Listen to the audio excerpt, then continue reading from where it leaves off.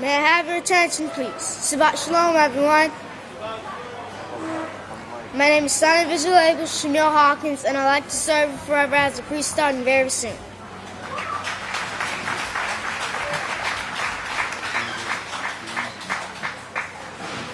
Now time to start finding your seats for Sabbath services.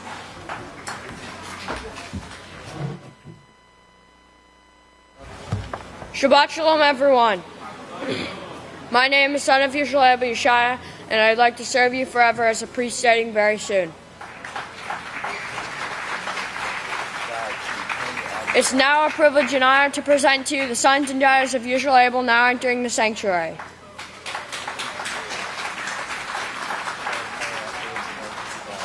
I'd now like to turn it over to the queens of the house of Yahweh.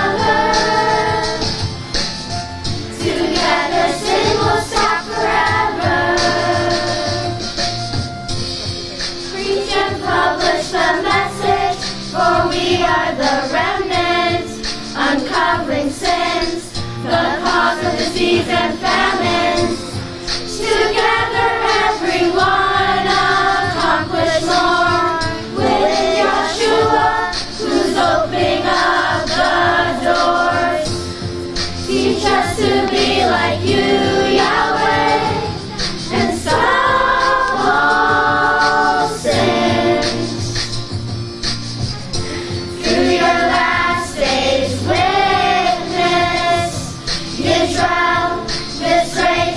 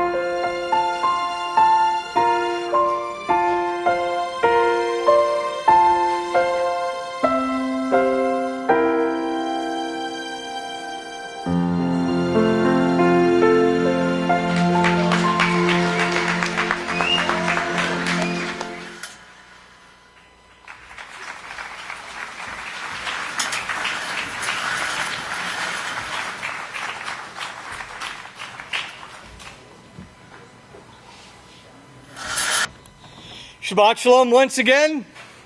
Brothers and sisters, at this time I have the great opportunity to present to you one of the sons of Yisrayl Abel, the great deacon Yisrayl Hawkins. Shabbat Shalom, everyone. May the peace of Yahweh be with each and every one of you. You may be seated.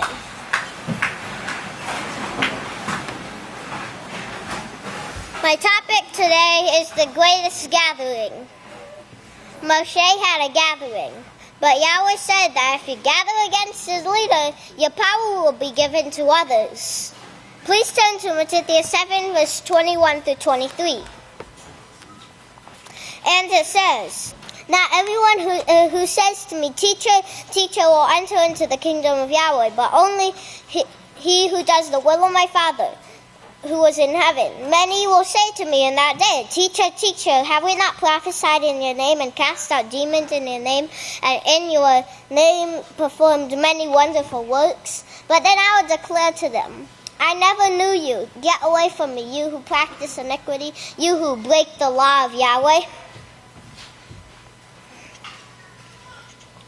If you want to be a part of this gathering to Yahweh, you must fully submit to the every word of Yahweh, all 613 laws, or you won't be selected because you belong to another leader called Satan the devil. Please turn over to 1 Yahweh 3 verse 4, 7 through 8 and 10 on page 965. On page 965. And it says, "Whoever commits sin transgresses also the law, for sin is the transgression of the law. And you who know that he was manifested to take away our sins, and in him is no sin. Whoever abides in him does not sin. Whoever sins has not seen him, neither knows him. Little children, let no man deceive you. He who practices righteousness is righteous, just as he is righteous. He who commits sin is of the devil, for the devil has sinned from the beginning. For this purpose the Son of Yahweh was manifested, that he might destroy the works of the devil. In this the children of Yahweh and the children of the devil are manifest. Whoever does not practice righteousness is not of Yahweh, and he does not love his neighbor."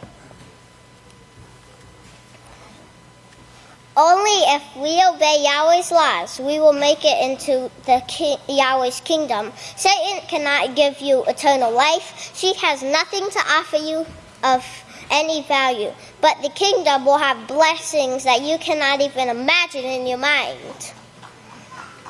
Please turn over to 1 Corinthians 2, verse 9.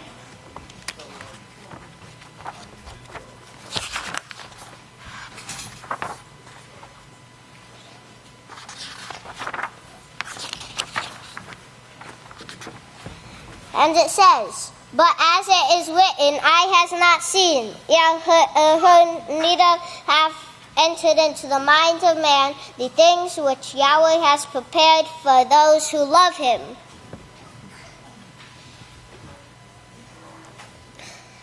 But the way to receive these abundant blessings from Yahweh is following a very narrow path that only a few will choose to take. Please turn to Leviticus 7, verse 13 through 14 on page 733.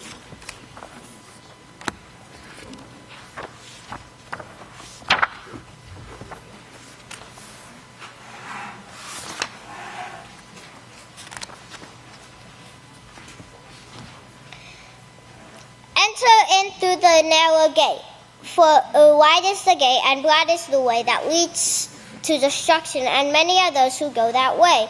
Because straight is the gate and narrow is the way which leads to life, and few are those who find it." I looked up gematria for a word gathering. And on 257, let's start on the word 250, the number 257. In Strong's, it means a threshing floor, to plot, harvest, threshed out, cleared, and a threshing floor. a threshing, it means a threshing floor. So let's turn over to Matthew 3 verse 12. Just a few pages away. And it says, his winnowing shovel is in his hand, and he will thoroughly purge his floor and gather his wheat into the storehouse, but he will burn up the chaff with unquenchable fire.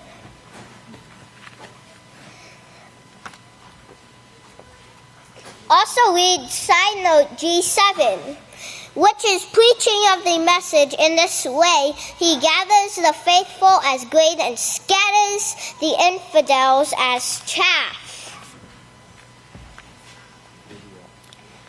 May you please play the video. This will show you what a winnowing shovel is.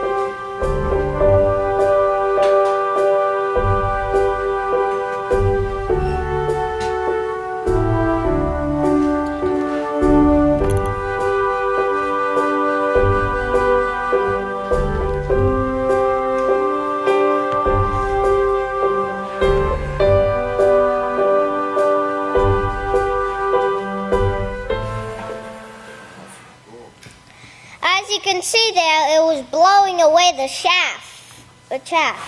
But the wind that carries the chaff away will be the winds of war, which are no longer going to be held back.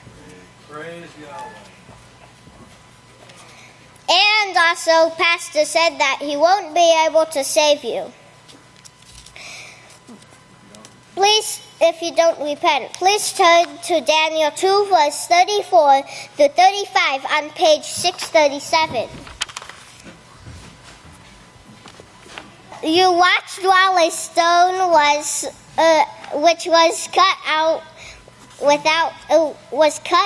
without hands, struck the image on its feet of iron and clay and broke them into pieces. Then the iron, the clay, and the bronze, and the silver, and the gold were broken to pieces at the same time and became like the chaff on the summer threshing floors. And the wind carried them away so that no trace of them could be found, and a stone that struck the image became a great mountain and filled the whole earth. Now also turn to Revelation 7 verse 1.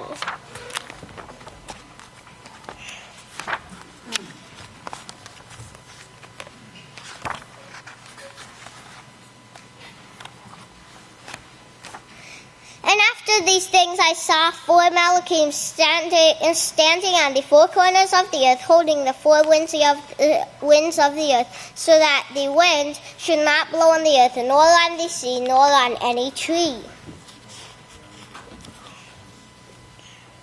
Also read side note P. The winds of wars are being held back. Now, look at verse 3, saying, hurt not the earth, neither the sea nor the trees, until we have sealed the servants of our fathers in our foreheads. This actually means that he will not be able to save you if your they won't have forefathers. If they have sons and daughters, they won't be able to come to the kingdom if you were just righteous.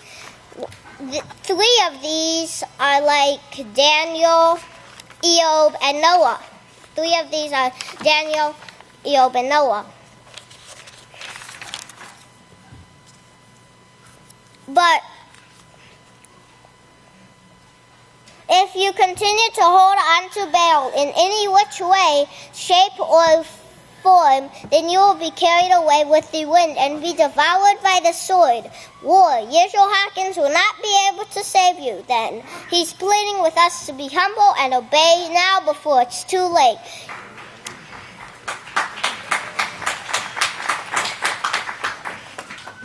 Please turn over to your Yehezkiel 14, verse 17 through 18 on page 635.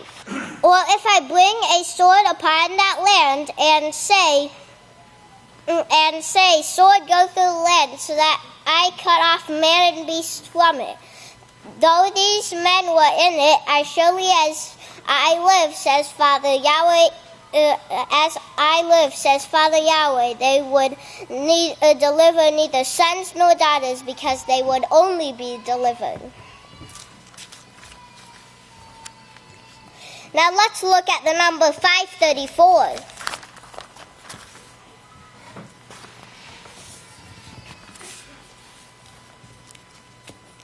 Tree, a mountain, a branch.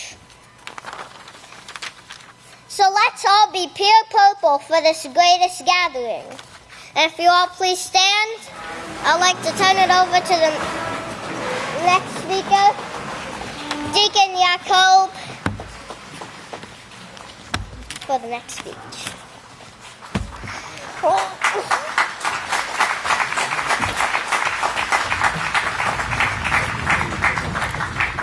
Shabbat Shalom, everyone. You may be seated. May the peace of Yahweh be with each and every one of you. Now, today, what got me started in this was a new proofreading that was put out. It says, salvation starts with obedience to the Creator, Yahweh. Okay, now, Pastor goes into this proofreading and it says, why believe the prophecies in the Holy Scriptures? Well, of course, the answer is they are 100% accurate, and he gives some proof here. Now, if you turn to Daniel 12, found on page 684, Daniel 12, verse 1. Now, these are some prophecies that have came to pass, okay? Daniel 12, verse 1, it says, and at that time, one who is like Yahweh will stand up at Abel, Yisrael the great priest who stands at Abel, to teach Yahweh's just perfect laws to the children of your people. And there will be a time of trouble, such as never was, since there was a nation, to that same time. And at that time, your people will be delivered, everyone who is found written in the book of life. Now, at the beginning of that verse, you see, at that time. Now, what is this time? Well, verse 4, if you look down to verse 4, it says, but you, O Daniel, shut up the words and seal the book to the time of the end. Okay, so there we see what the time is. We see at that time and then the time of the end. Now, Yeshua also spoke of this time, the time of the end. If you go to Matthew 24,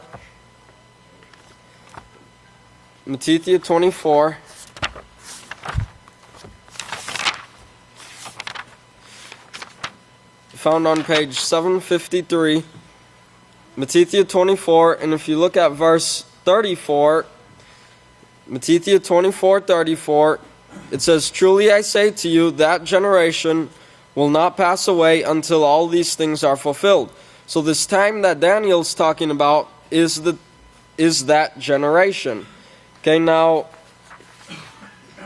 that generation is spoken of to be the generation of the nuclear bombs that can darken the sun. And that's what you see in Matthew 24, verse 29, on the same page, 753. Matthew 24:29 says, immediately, but after the great tribulation of those days will the sun be darkened, and the moon will not give her light, and the stars will fall from heaven, and the powers of the heaven will be shaken. So you can see that time is when the sun will be darkened. Now there's an article in the proofreading that comes from Discover magazine, And you could see a nuclear war involving the exchange of less than 1/3 of the total American and Soviet arsenal will change the climate of the entire northern hemisphere, shifting it to a long, sunless, frozen night. Okay, settling of nuclear soot and dust. Okay, so here we see exactly what Yeshua is talking about. You could see the sun will be darkened. This is what this article is showing here. Okay, then you also see later on in the article it says, there is no nation on earth free of the jeopardy of destruction if any two countries or groups of countries embark upon a nuclear exchange. Okay, then you see at the end it will be a barren wasteland. Okay, now we know that this generation started in 1934. And then he gives another article, Leo Szilard, patenting the atomic bomb. He was the first person to conceive of the nuclear chain reaction and the atomic bomb, development of atomic energy. Okay, then you see part of the group of scientists that invented the atomic bomb. Here you have on July 4th of 1934. Okay, so think of this. Mankind was created in 4004. They were still riding horses and mules, okay, in 1934. Now, what brought this great knowledge of the nuclear bomb? Well, if you turn to Daniel, here's another prophecy, Daniel 12, and if you look at verse 4, it says, but you, found on page 684, Daniel 12:4, it says, but you, O Daniel, shut up the words and seal the book to the time of the end. Many will run to and fro, and knowledge will be increased. Okay, now, so this knowledge was increased starting with the computer. Now the computer, I found an article on how the computer is used. The name of the article is from The Guardian, and it says, how computers are setting us up for disaster. Well, you think of it, airplanes have the computer, cars have the computer, ships have the computer in it. Okay, and when the EMP goes out from the nuclear war, the computers will crash. Okay, now it says here, we increasingly let computers fly planes and carry out security checks. Driverless cars are next, but is our reliance on automation dangerously diminishing our skills? And what we see in this article is, it says here, we assume that the computer is always right, and when someone says the computer made a mistake, we assume they are wrong. Okay, you see, computers have turned filing cabinets full of paper into instantly searchable, instantly actionable banks of data. Increasingly, computers are managing these databases with no need for humans to get involved or even to understand what is occurring. Okay? And then also here it says, no matter how many years of experience a driver has, his or her skills will slowly erode if he or she lets the computer take over. Okay, so there you see how the computers, they can lead to destruction. Now, so you see all these prophecies are being fulfilled. Now, there's also a prophecy of two men teaching. Okay, those two men are the two witnesses. And it started on T&P Lane. Now, you see here from the 13th book of Yisrayl, part 2, chapter 11, verse 26, it says, and the house of Yahweh started growing, of course, and we finally, in a short time, outgrew the mobile sanctuary. We started building the sanctuary in town, which is now called the press room. That's on 1025 Truth and Prophecy Lane. Praise Yahweh. Okay, now, if you look up 1025 Truth and Prophecy Lane, in Gematria, it equals to 4118. Okay, 1025 Truth and Prophecy Lane comes up to 4118.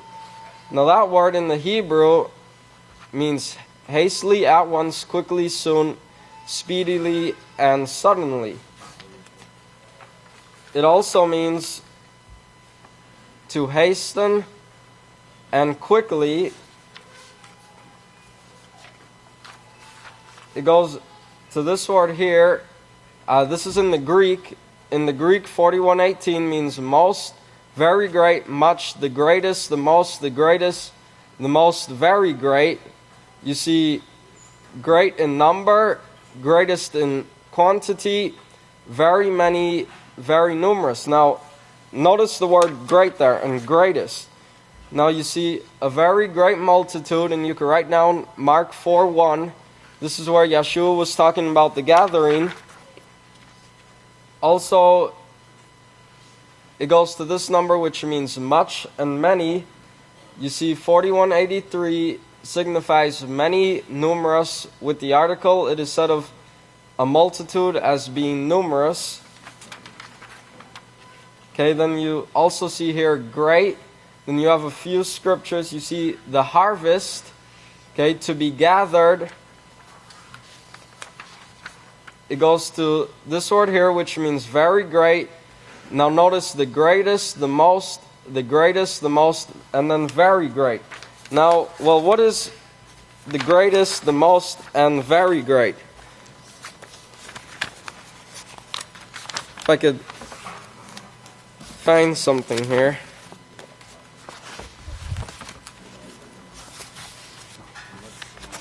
Here it is. Okay, well, what is the greatest? Well, here we've got the greatest people on earth sitting here with the greatest job ahead of them ever, who's going to have 2 billion people to teach and guide and judge. Okay, so this is the greatest people right here in the house of Yahweh. Praise Yahweh. And if you look at the reviews for the house of Yahweh, here's the house of Yahweh. There's some pictures of it. The greatest place with the greatest people. Great place to go. Has kind of a at-home feel to it. Well, I know even at home you have to pay for your food. Here your food is free. Okay? So this is the greatest place to be. Right here, right now. Alright, now if y'all please stand. I'd like to turn over to the great son of Yisrayl, Deacon Yisrayl. Shabbat Shalom, everyone. You may be seated. May the peace of Yahweh be with each and every one of you. The title of my sermon today is A Gathering, Where and Who Will Survive?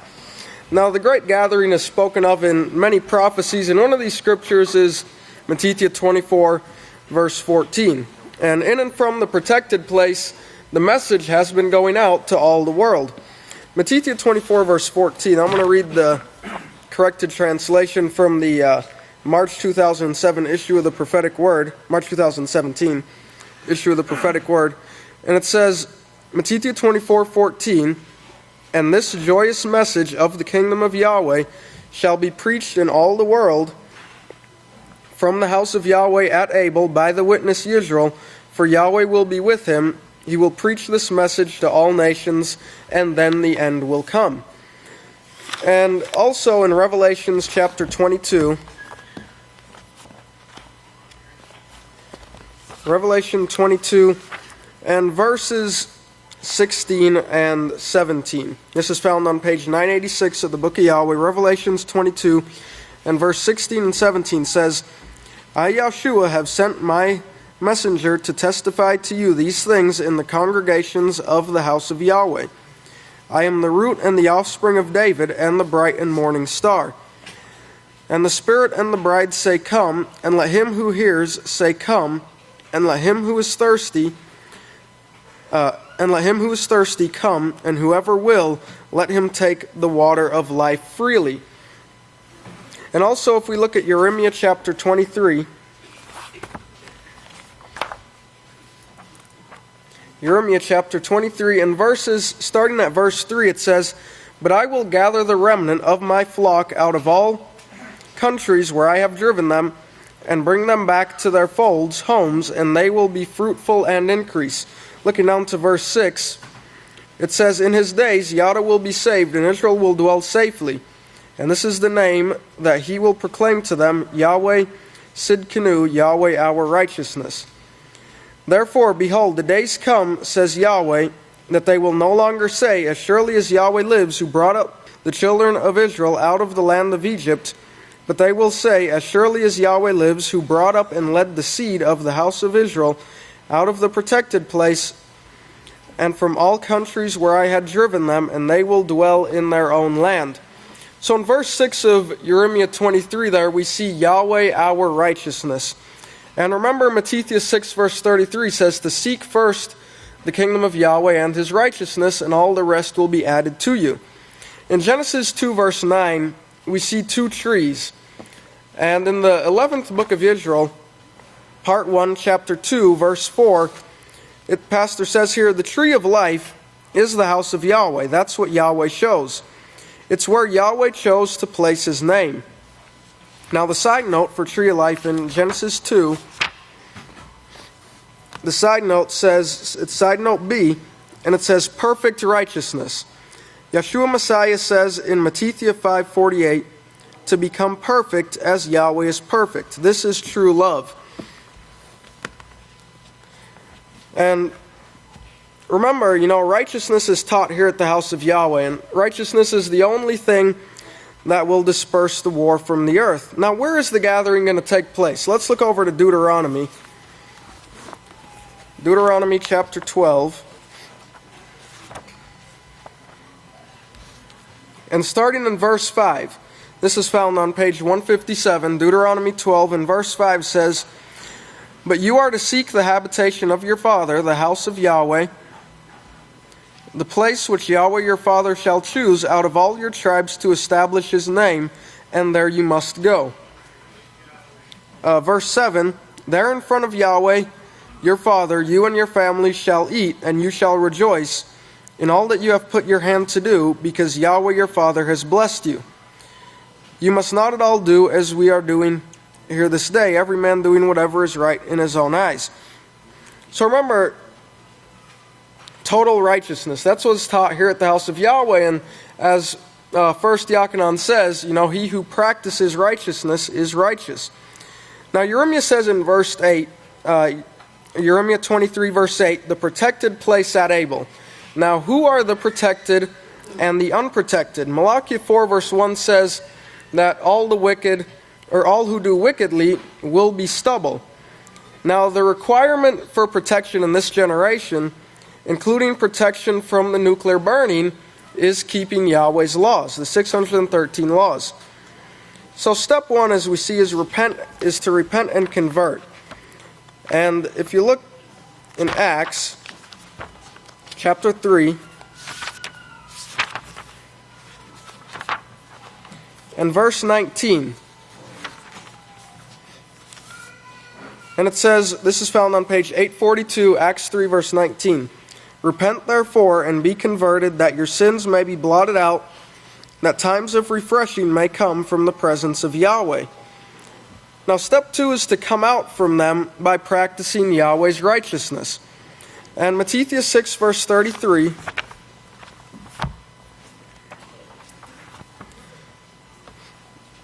found on page 733, Matthew 6:33 says, but seek you first the kingdom of Yahweh and his righteousness, and all these things will be added to you. And let's look over to Revelations chapter 18. And verse 4. It says, and I heard another voice from heaven, saying, come out of her, my people, so that you do not partake in her sins, and so that you do not receive of her plagues. So come out of her, my people. And the pastor said the opening of the 2016 song CD, music CD, he said, you can't hang on to Baal. Remember the two trees that we see in Genesis. Now the world is gathering to the tree of the mixture that brings destruction and death and war. And they are going to burn the earth. And as Yada 1:11 says, Yada 1:11, it says, woe to them, for they have gone in the way of Cain, have run greedily in the error of Balaam for reward, and have perished in the rebellion of Korah. Now, what does the way of Cain bring? If we look over to Genesis chapter 4, and look at verse 14. It says, "Surely you have driven me out this day from the face of the ground. I shall not be seen by your face. I shall be a fugitive and a vagabond on the earth. For there shall be continual war, vengeance, and retaliation." The house of Yahweh is the only place where you will find Yahweh's righteousness taught, where you will find true peace, true joy, and love. And in conclusion, I want to read the closing for the song, The Great Gathering. The last part of the song, it says, "Let the heavens rejoice, let the earth be exceedingly glad. This gathering is Yahweh's righteous guarding kingdom. Let the seas roar, let all life in them roar. There will never be a reason to ever again be sad." And with that, if you'll all please stand. It's my great honor and privilege to turn it over to the great Kahan, Benjamin Krause Hawkins. Shabbat Shalom, great saints of Yahweh. May the peace of Yahweh be with each and every one of you. You may be seated. And may Yahweh truly open our ears to the message. Now, this past Sabbath, Pastor talked about keep your eye on Egypt, right? Y'all remember that? Not looking back at Egypt, but watching what's going to take place in Egypt, because Pope Francis is coming to Egypt on April 28th. Well, guess what? The next day, guess who shows up with some bombs and some churches? Some group called ISIS. Funny name for a Muslim group, right? Killed something like 50 people. Here's the official logo of the Pope's papal visit to Egypt. Notice the pyramids, of course, the Sphinx. This is called the Sphinx. I can't talk about that. You can look it up and look up the etymology of that word, and you'll know what it's all about. You see that dove? This is supposed to be the Nile River surrounding all of this. And you see this dove, which represents peace, right? Oh, no. Remember, Yahweh exposes this Vatican. Let me show you who that dove really represents. It says, here's an informative and reader-friendly article on the meaning of the dove, a very ancient symbol for the mother goddess in ancient cultures from the Middle East. You can read that in Biblical Archaeology online. It says the dove represents some aspect of the divine. We don't use that word divine here. There's nothing divine about Yahweh, the gods. It says in the ancient Near East and Mediterranean world, the dove became an iconic symbol of the mother goddess. Well, what mother goddess would that be? Well, yeah, you can call her Mary. Here, Isis, the goddess of fertility. Here's one of the birds, right here, her sacred bird, the dove. Yeah, it's all Christianity, It's all Christianity we've been taught, okay? Outside of the house of Yahweh, right? Now, let me take you back a couple months to an event. The Pope spoke at this Super Bowl right here. Pope had a Super Bowl message, and that LI stands for 51, right? That's the Roman numerals for 51. It was the 51st Roman Super Bowl. And Pope Francis had a message. And here's the article from AP. Pope prepares video message for Super Bowl. Look at the time, 11:42 a.m. Remember the demons? The 1142 super confessors, word number 1142, demons that are leading them to Armageddon or to destruction, the mountain of destruction. Notice what he says. Look out, Lady Gaga. By the way, Gaga is nothing but Babylon, Google, or what do you call it? Gaga, confusion, how babies, gaga, gaga, goo goo. It's confusion, it's Babel, it's Babylon. Notice the New England Patriots were one of the teams. Keep that in your mind. Keep Patriots in your mind because Well, I'll show you here in a minute. Yeah, it kind of reminded me of this article recently about U.S. Pacific Command says it detected and tracked a North Korean missile launched at 11:42 a.m. Hawaii time on April 4th. Is somebody trying to show us something? Now here's Pope Francis's video message. Notice the mother, the Queen of Heaven, standing behind him. And I want you to see her patriotic colors she's wearing here. In her red, white, and blue, patriotic colors. Let me go back. And in that article, the Pope said he hopes the Super Bowl will provide a sign of peace and friendship and solidarity for the world. Now listen to his flowing words of worthlessness. Great sporting events like today's Super Bowl are highly symbolic. Oh, you bet they are. You bet they are. There's always something behind it. It says, showing that it is possible to build a culture of encounter and a world of peace, he said. By participating in sport, we're able to go beyond our own self-interest and in a healthy way. Maybe he needs to talk to these NFL players that have concussions, that die early ages. They get their necks broke. And, there's nothing peaceful about that sport. In fact, it's a sodomite sport. He says, by participating in sport, we're able to go beyond our own self-interest, and in a healthy way, we learn to sacrifice. Oh, you bet. To grow in fidelity and respect the rules. I thought he didn't care about rules. Well, he don't. He don't.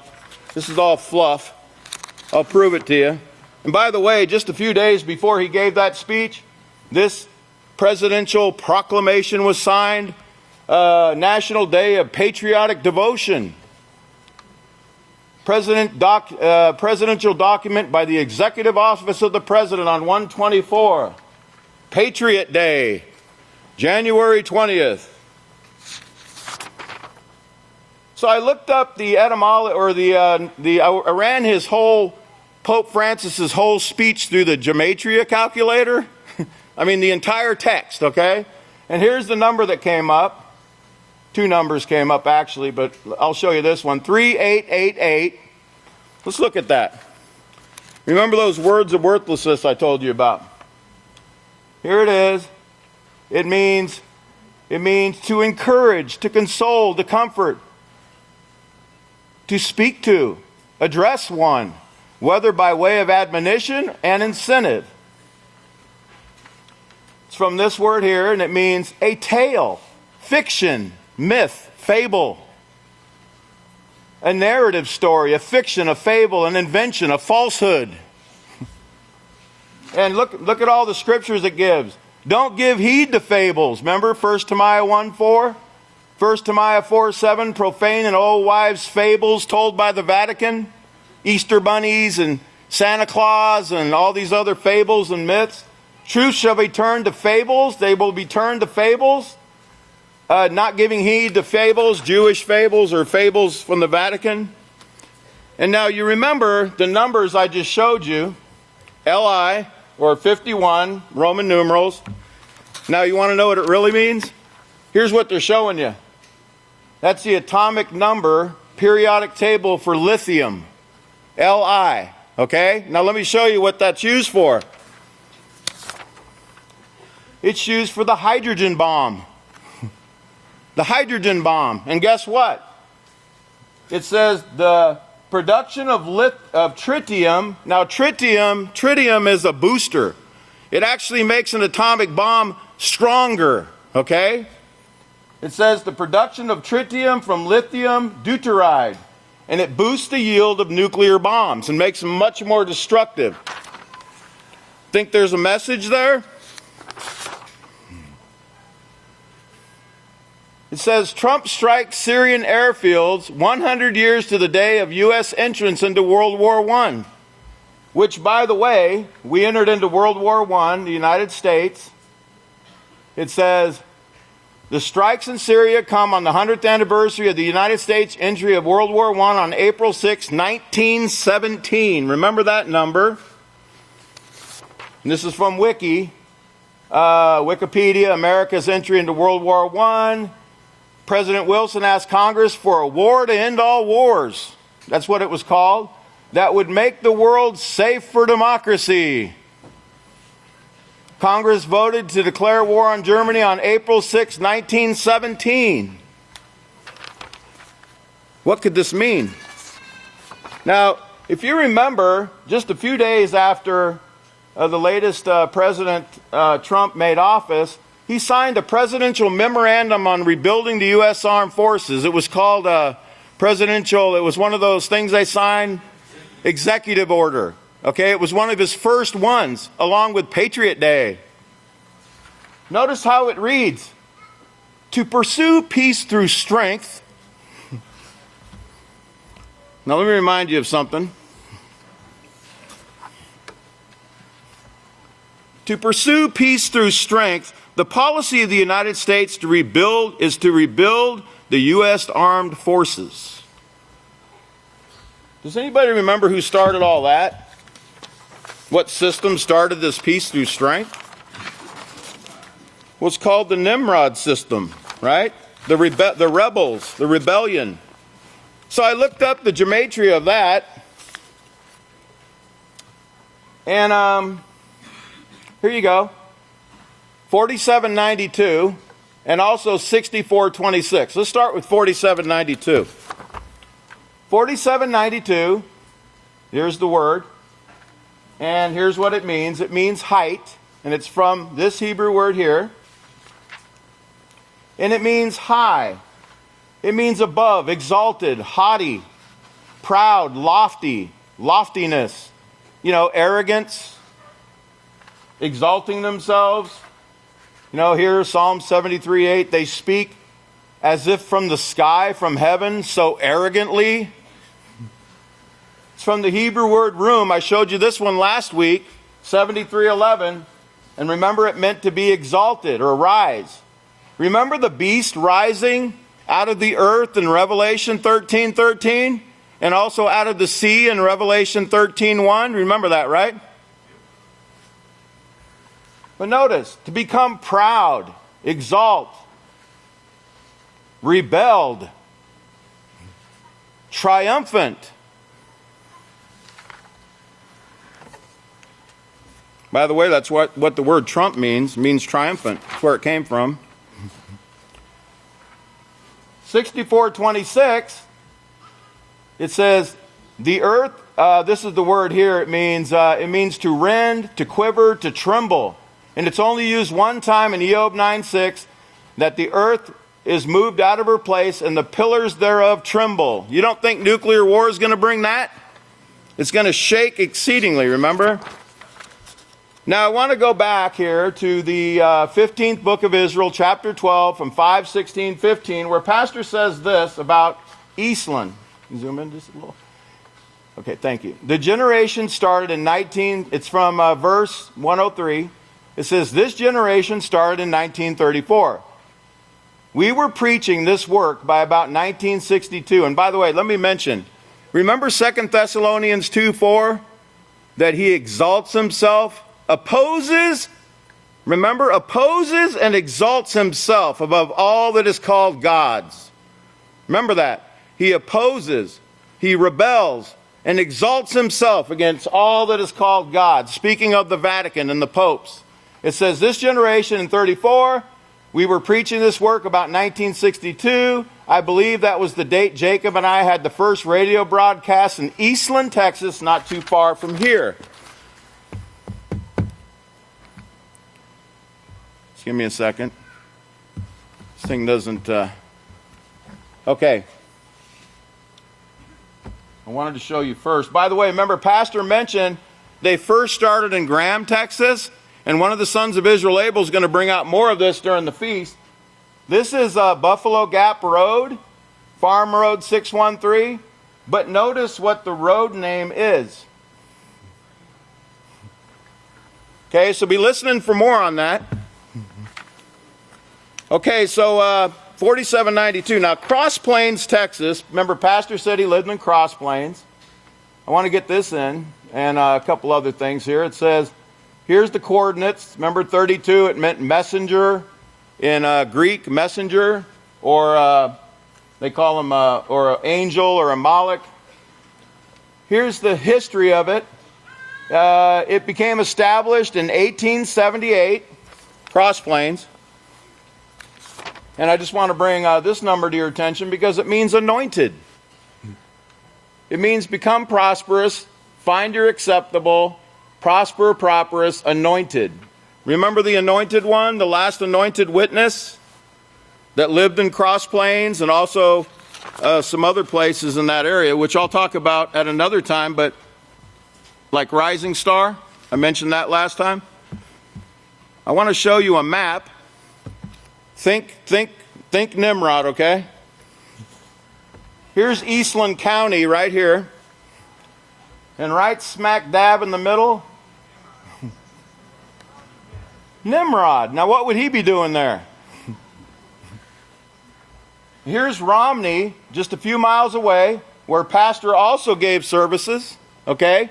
And I don't have time to get into all this today, but I'll show you eventually how it all ties in, okay? Now, Nimrod, Texas, it's on Farm Road 569. 569, and it was first settled in 1876.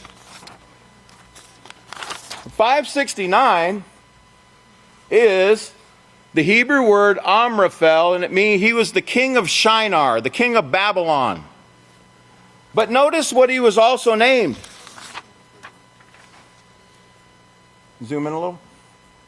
He was the king of Shinar. You find him in Genesis 14:1. Be turning there, by the way. Genesis 14. His name was Amraphel, but notice what he was called. He was called by three names. Cush, after his father's name. Nimrod, because he established rebellion in the world. And Amraphel, which means I will cast down. I will cast down. Amraphel, the king of Shinar, the king of Babylon. Isn't it amazing? The only information in the encyclopedias about Nimrod, Texas, is what farm road it's on?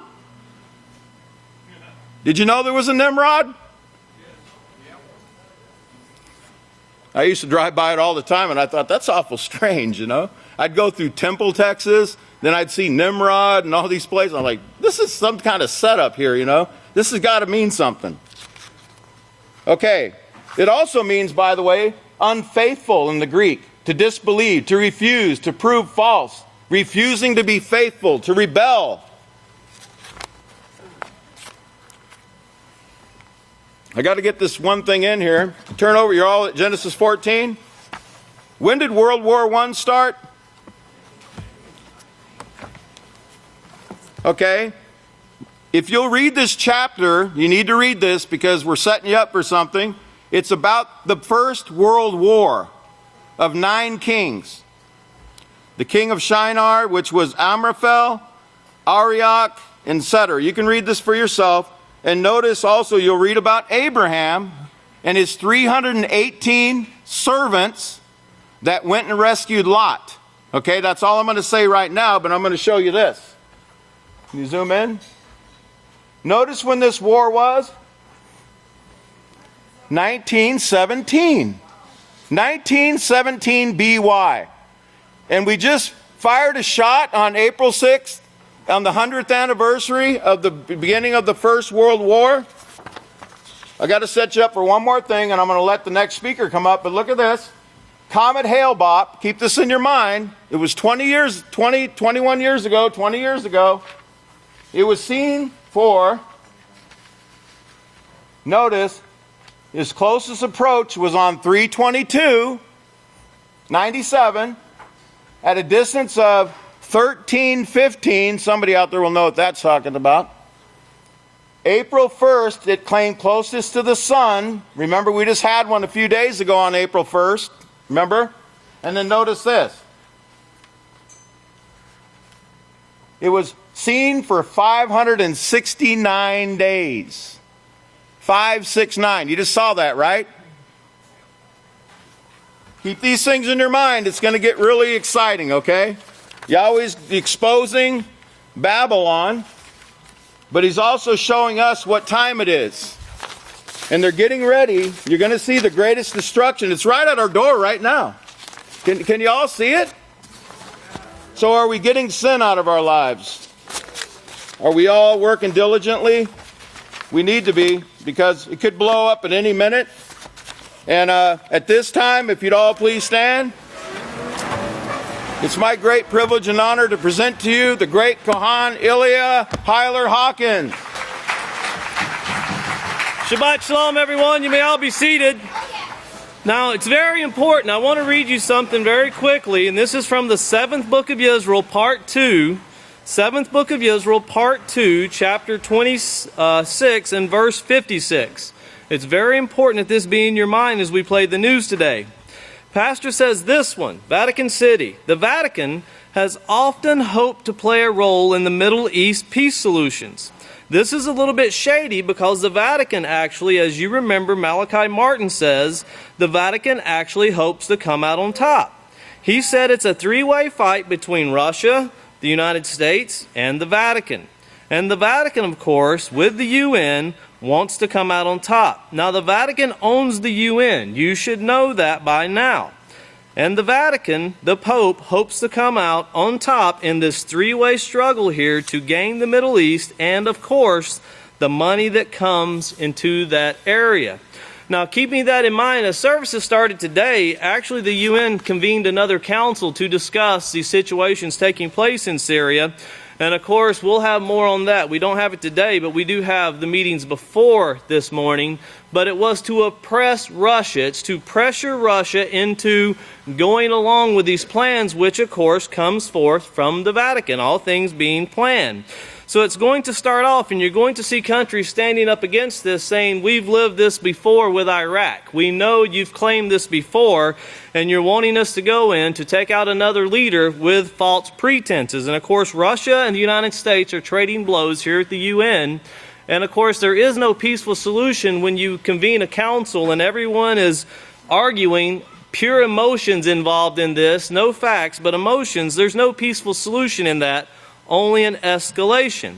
Now, of course, Iran also joining in, not at the UN, but joining in, making a statement from Tehran about how the United States is walking a dangerous line and they need to back off. Now, there'll be more brought later on in this feast where Pastor showed years ago that you would see Russia join itself with Syria, with Iran. Remember, Russia alone is not strong enough to take hold or to challenge the United States.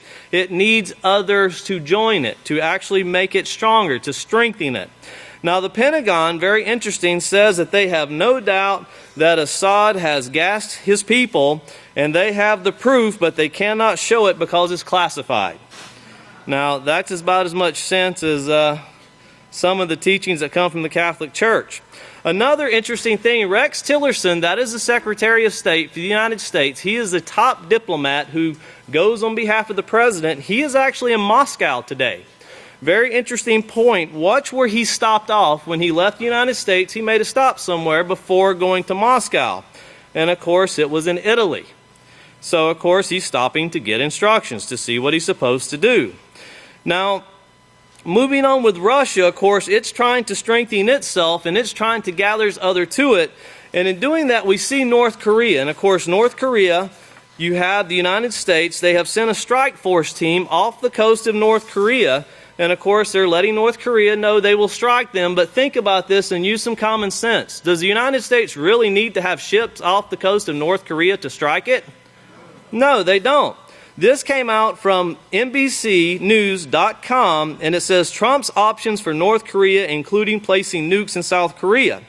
And it goes on to say the National Security Council has presented President Donald Trump with options to respond to North Korea's nuclear program, including putting American nukes in South Korea or killing dictator Kim Jong-un, multiple top-ranking intelligence and military officials.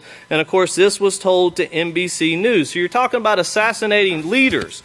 Now this, of course, all came out before the meeting with President Trump and the President of China.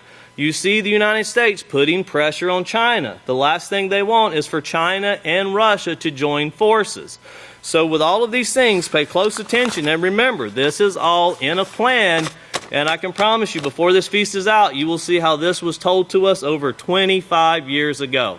If we could please go ahead and play the news. Pay close attention. The news you're about to see is fulfilling Bible prophecy.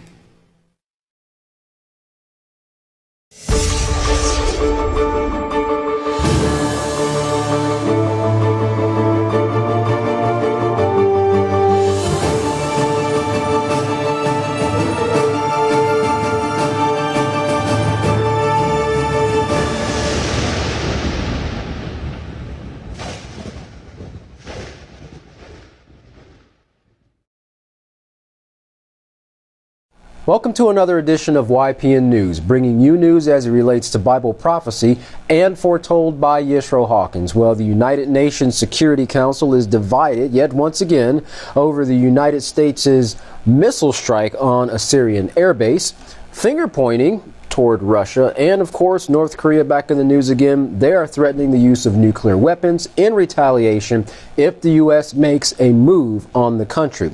But we start off first with an emergency meeting with the UNSC, that's United Nations Security Council, regarding the missile strike by the U.S. in Syria. An emergency meeting was called by several countries for the United Nations Security Council after hearing about the attacks in Syria. Even though emotions were running high at the meeting, global leaders are still at an impasse.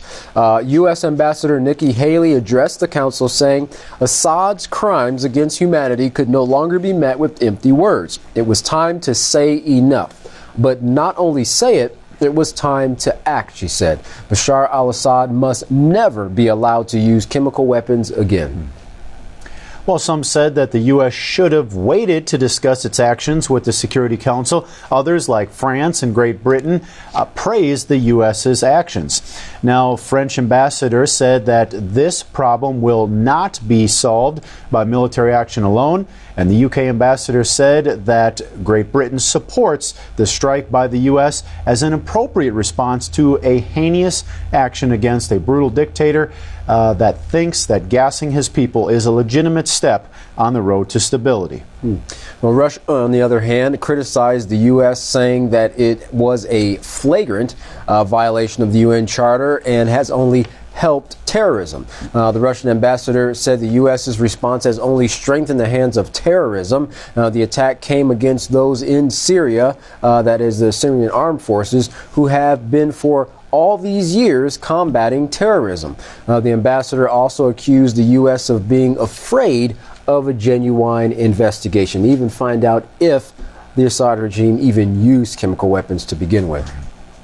The Bolivian ambassador also reminded the council about the report of chemical weapons in Iraq, saying the motivation for going to war in that country and after that invasion, there was 1 million deaths, which launched a series of atrocities in that region.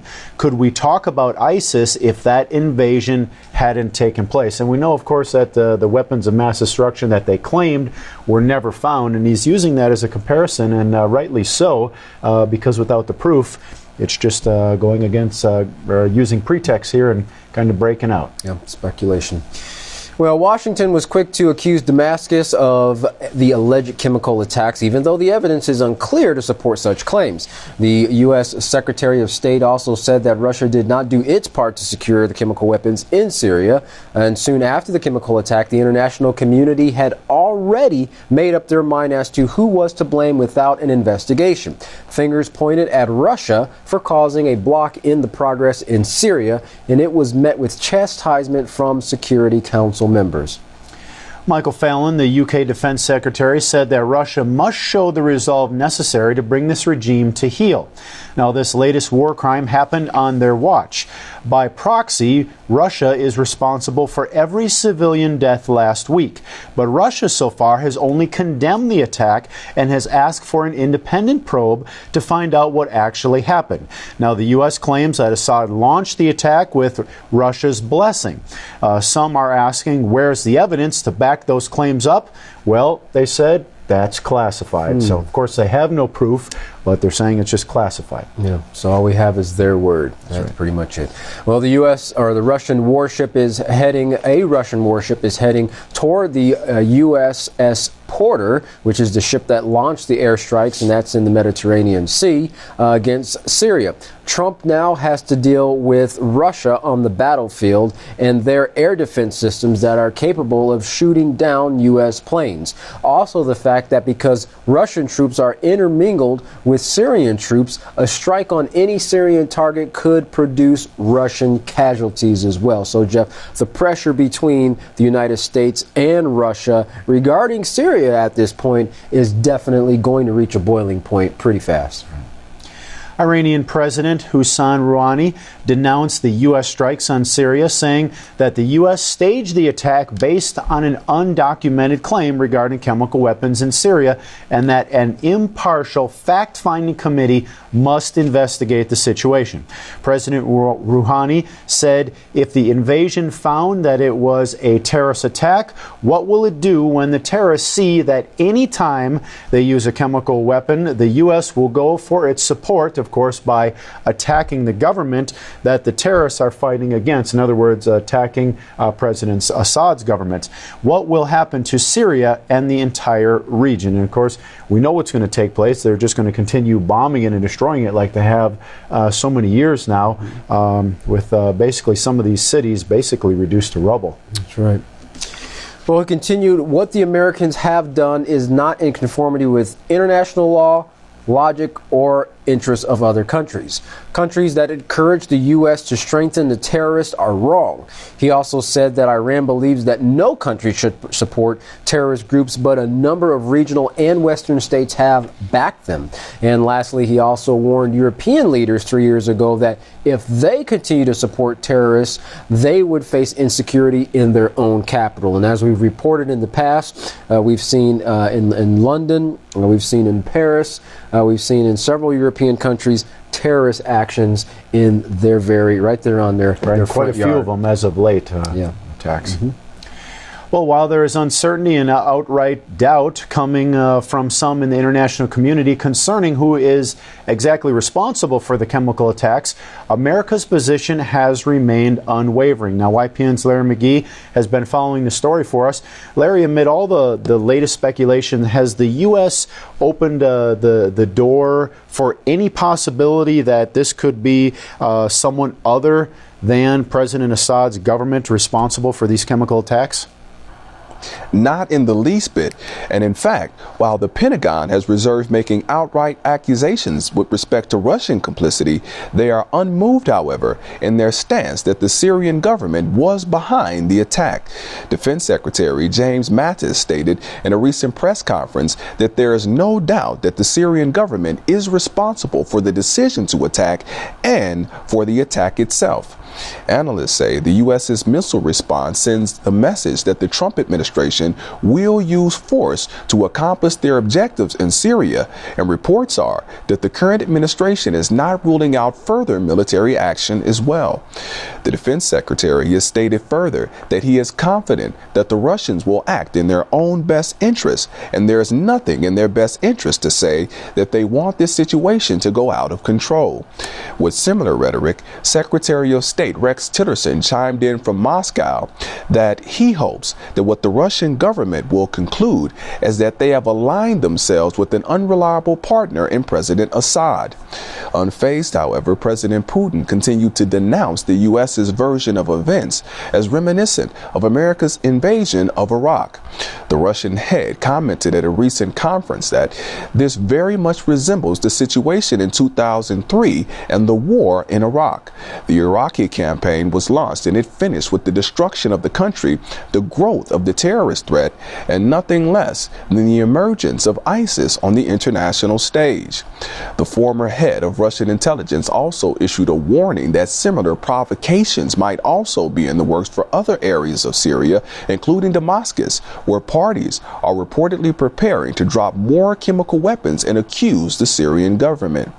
In response to such remarks, America has been threatening to to increase Russia's burden of blame for the attacks, and American intelligence officials are reportedly now investigating Russia's role.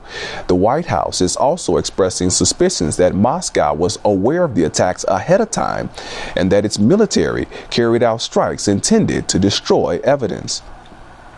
The increasing tension between the two powers is undeniably evident as a high-level meeting between Secretary of State Rex Tillerson and Russian Foreign Minister Sergei Lavrov is slated to begin.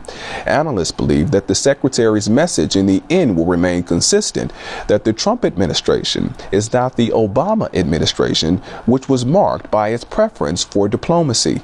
Speaking from his recent pilgrimage to Italy, Secretary Tillerson urged for the nations to rededicate themselves to holding to account any and all who commit crimes against innocents anywhere in the world. Allegations regarding the crime of election tampering leveled against Moscow hasn't left the stage either. Investigations are still ongoing, and the standing president maintains that there was certainly no collusion on his part.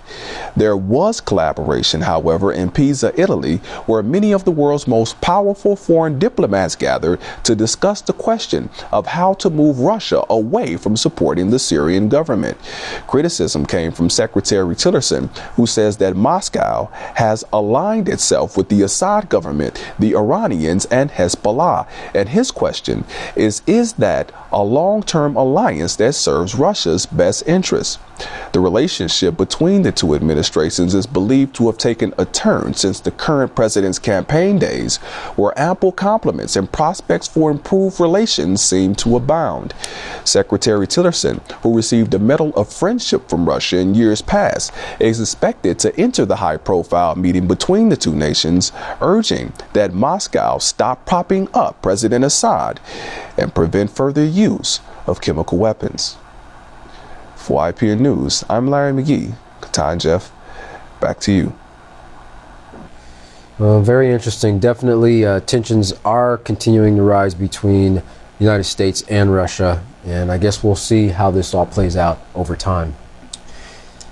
Well, as heated words and provocative actions are exchanged between North Korea and the United States, there are exercises and ongoing measures being taken in the event war could break out between the two nations. Well, one current exercise is taking place was designed to test the combined management capabilities of the United States and South Korean air, sea, and land resources. The two nations are coordinating how they plan to distribute supplies such as food, fuel, and water in times of warfare to their combined forces.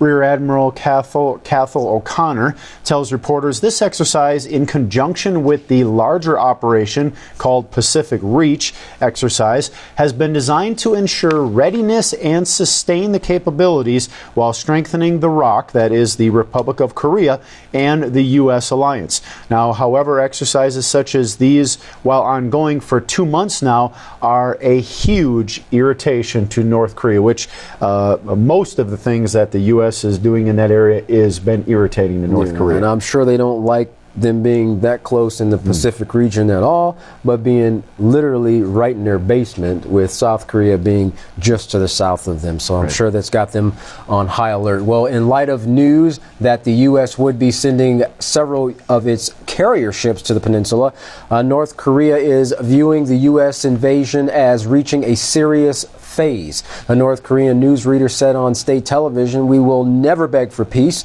but we will take the toughest counteraction with powerful armed forces against provocateurs in order to defend ourselves and stay on our own chosen path."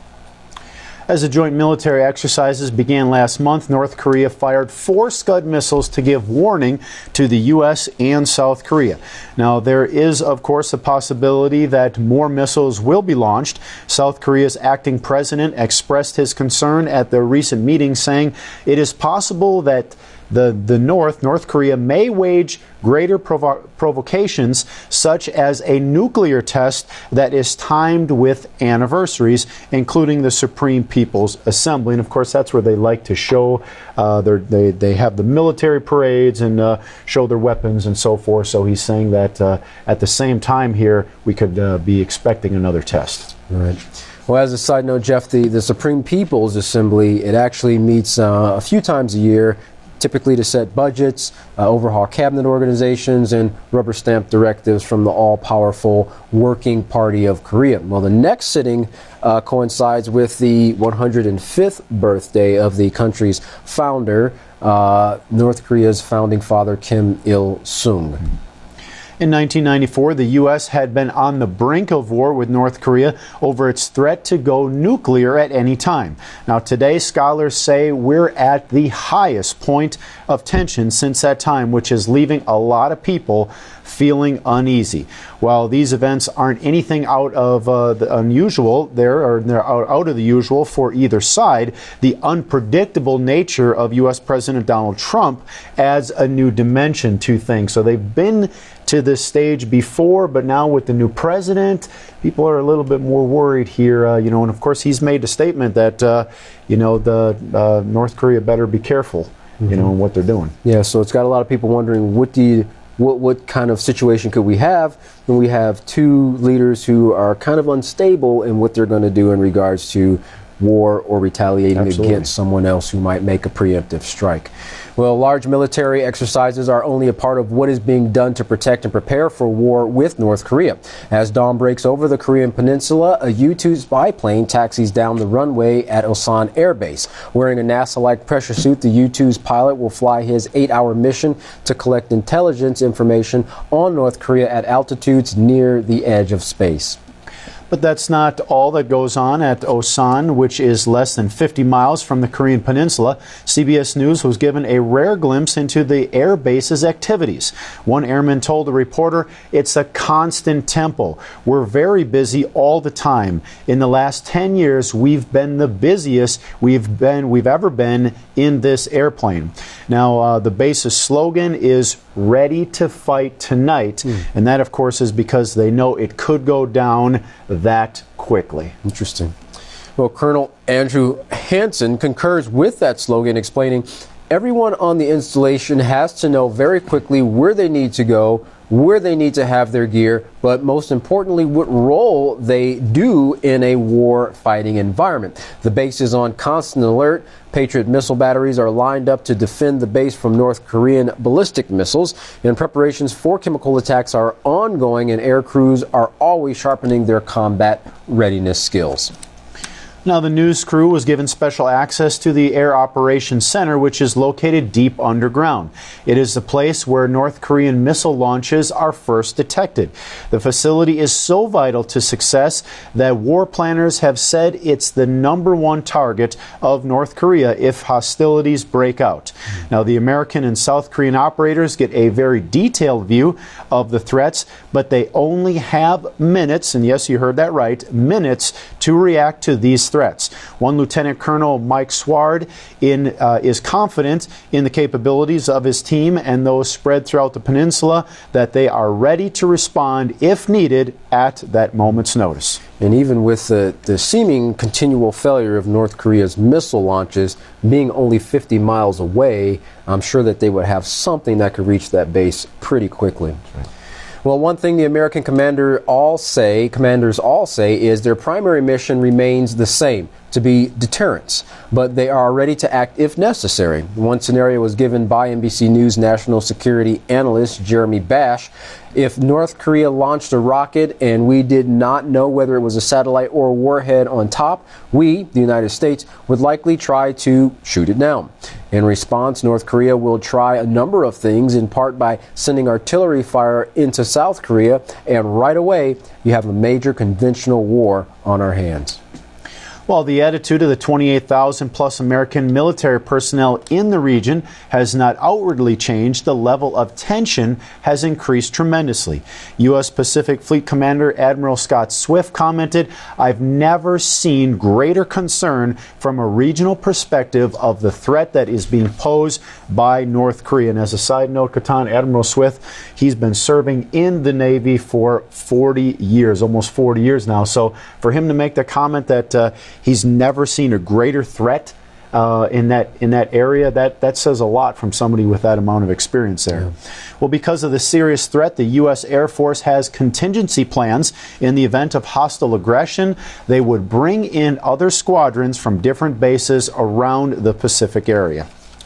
Well, as the Supreme People's Assembly sits in Pyongyang, Kim Jong-un, also known as the Supreme Leader, sits before them. And standing behind him against statues of his father and grandfather, the former leaders of the modern-day North Korea. The symbolism makes the point clearly that the third generation, like his predecessors, holds absolute power in North Korea, as well as its growing nuclear arsenal.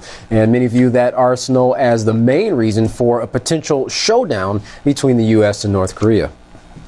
Well, the rhetoric has ramped up after North Korea launched more missiles. The U.S. has now moved warships, including the aircraft carrier USS Carl Vinson, off the Korean peninsula. Now, that move then prompted an angry response from the North Koreans. Pyongyang called the U.S. move a reckless act of aggression, and the government issued this retaliatory statement saying, in part, if the U.S. dares to choose a military option, the DPRK is willing and ready to react to any mode of war desired by the U.S. Interesting. Well, in the war of words, President Trump responded by tweeting, North Korea is looking for trouble. If China decides to help, that would be great. If not, we'll solve the problem without them. USA. In a second tweet, I explained the president of China that a trade deal with the U.S. will be far better for them if they solve the North Korean problem, end quote. Now, obviously, Trump is putting pressure on China in hopes of basically finding a strong ally in that area. While it is known that China is North Korea's only significant trading partner, they have not made it clear how far they are willing to go to help rein in Pyongyang. Now, China hasn't even alluded to whether it believes economic pressure would work at all. But one thing is clear, tensions on the Korean peninsula are at their highest level in years. Well, on top of U.S. warships off the Korean coast, President Trump has ordered a missile strike on the Syrian government just days before. No doubt this could be perceived by some in North Korea as an indiscreet warning, but the newsreader on Korean Central Television recently made this statement. We are not intimidated.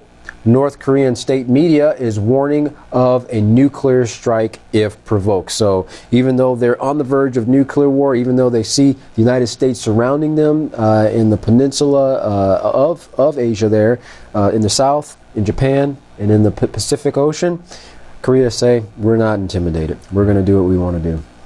Well, as we can see, the nations are angry and nuclear wars will take place in this generation. Now, as all the technology increased in these last days, the character of mankind has certainly decreased. No peaceful solution is ever explored, only the ways of war and retaliation. Even though the teachings of Yisrayl Hawkins have reached the entire world in these last days, mankind has still chosen to follow the ways of the gods. Well, you can come out of the ways of the gods by contacting the House of Yahweh, and when you do, don't forget to request your free Prophetic Word magazine and monthly newsletter. Here's how. To contact the House of Yahweh, you can write them at P.O. Box 2498, Abilene, Texas 79604. You can call them at 1-800-613-9494 or visit them on any of their websites at www.yahweh.com, www.yisraelhawkins.com, and www.yahwehsbranch.com. You can also visit our website at www.ypnnews.com.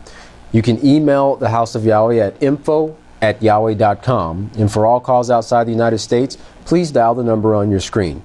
And don't forget also, for the latest and best resource for studying your Holy Scriptures, the Yisrael Says and the Ask Yisrael program. You can find that by simply going to www.yisraelsays.com and www.askyisrael.com.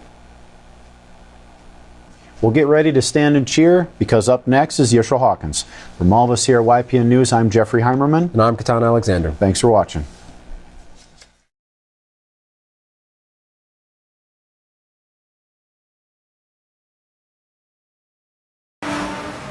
And at this time, if everyone will please stand, I would like to present the one who has been ordained to present this message as it comes down from the heavens, from our high priest, the greatest teacher in the world, the great Kahan Yisrayl, Abel Hawkins.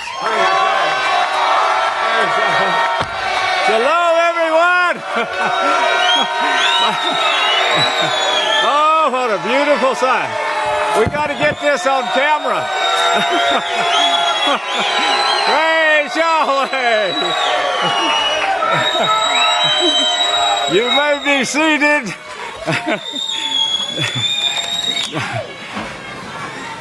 May the peace of Yahweh be with every one of you.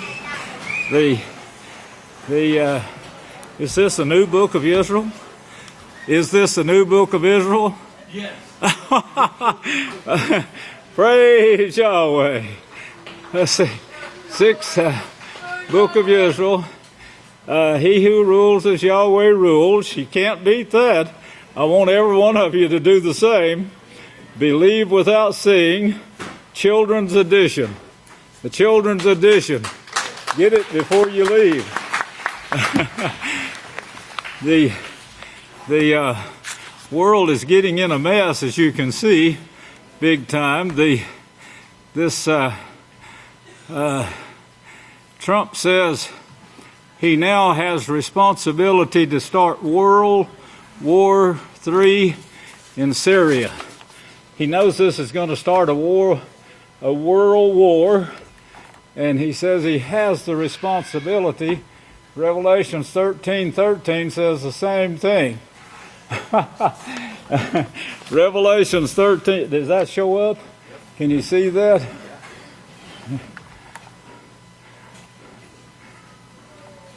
He now has responsibility to start this war. The Revelations 13:13, I just read that last week, remember? And the meaning of it?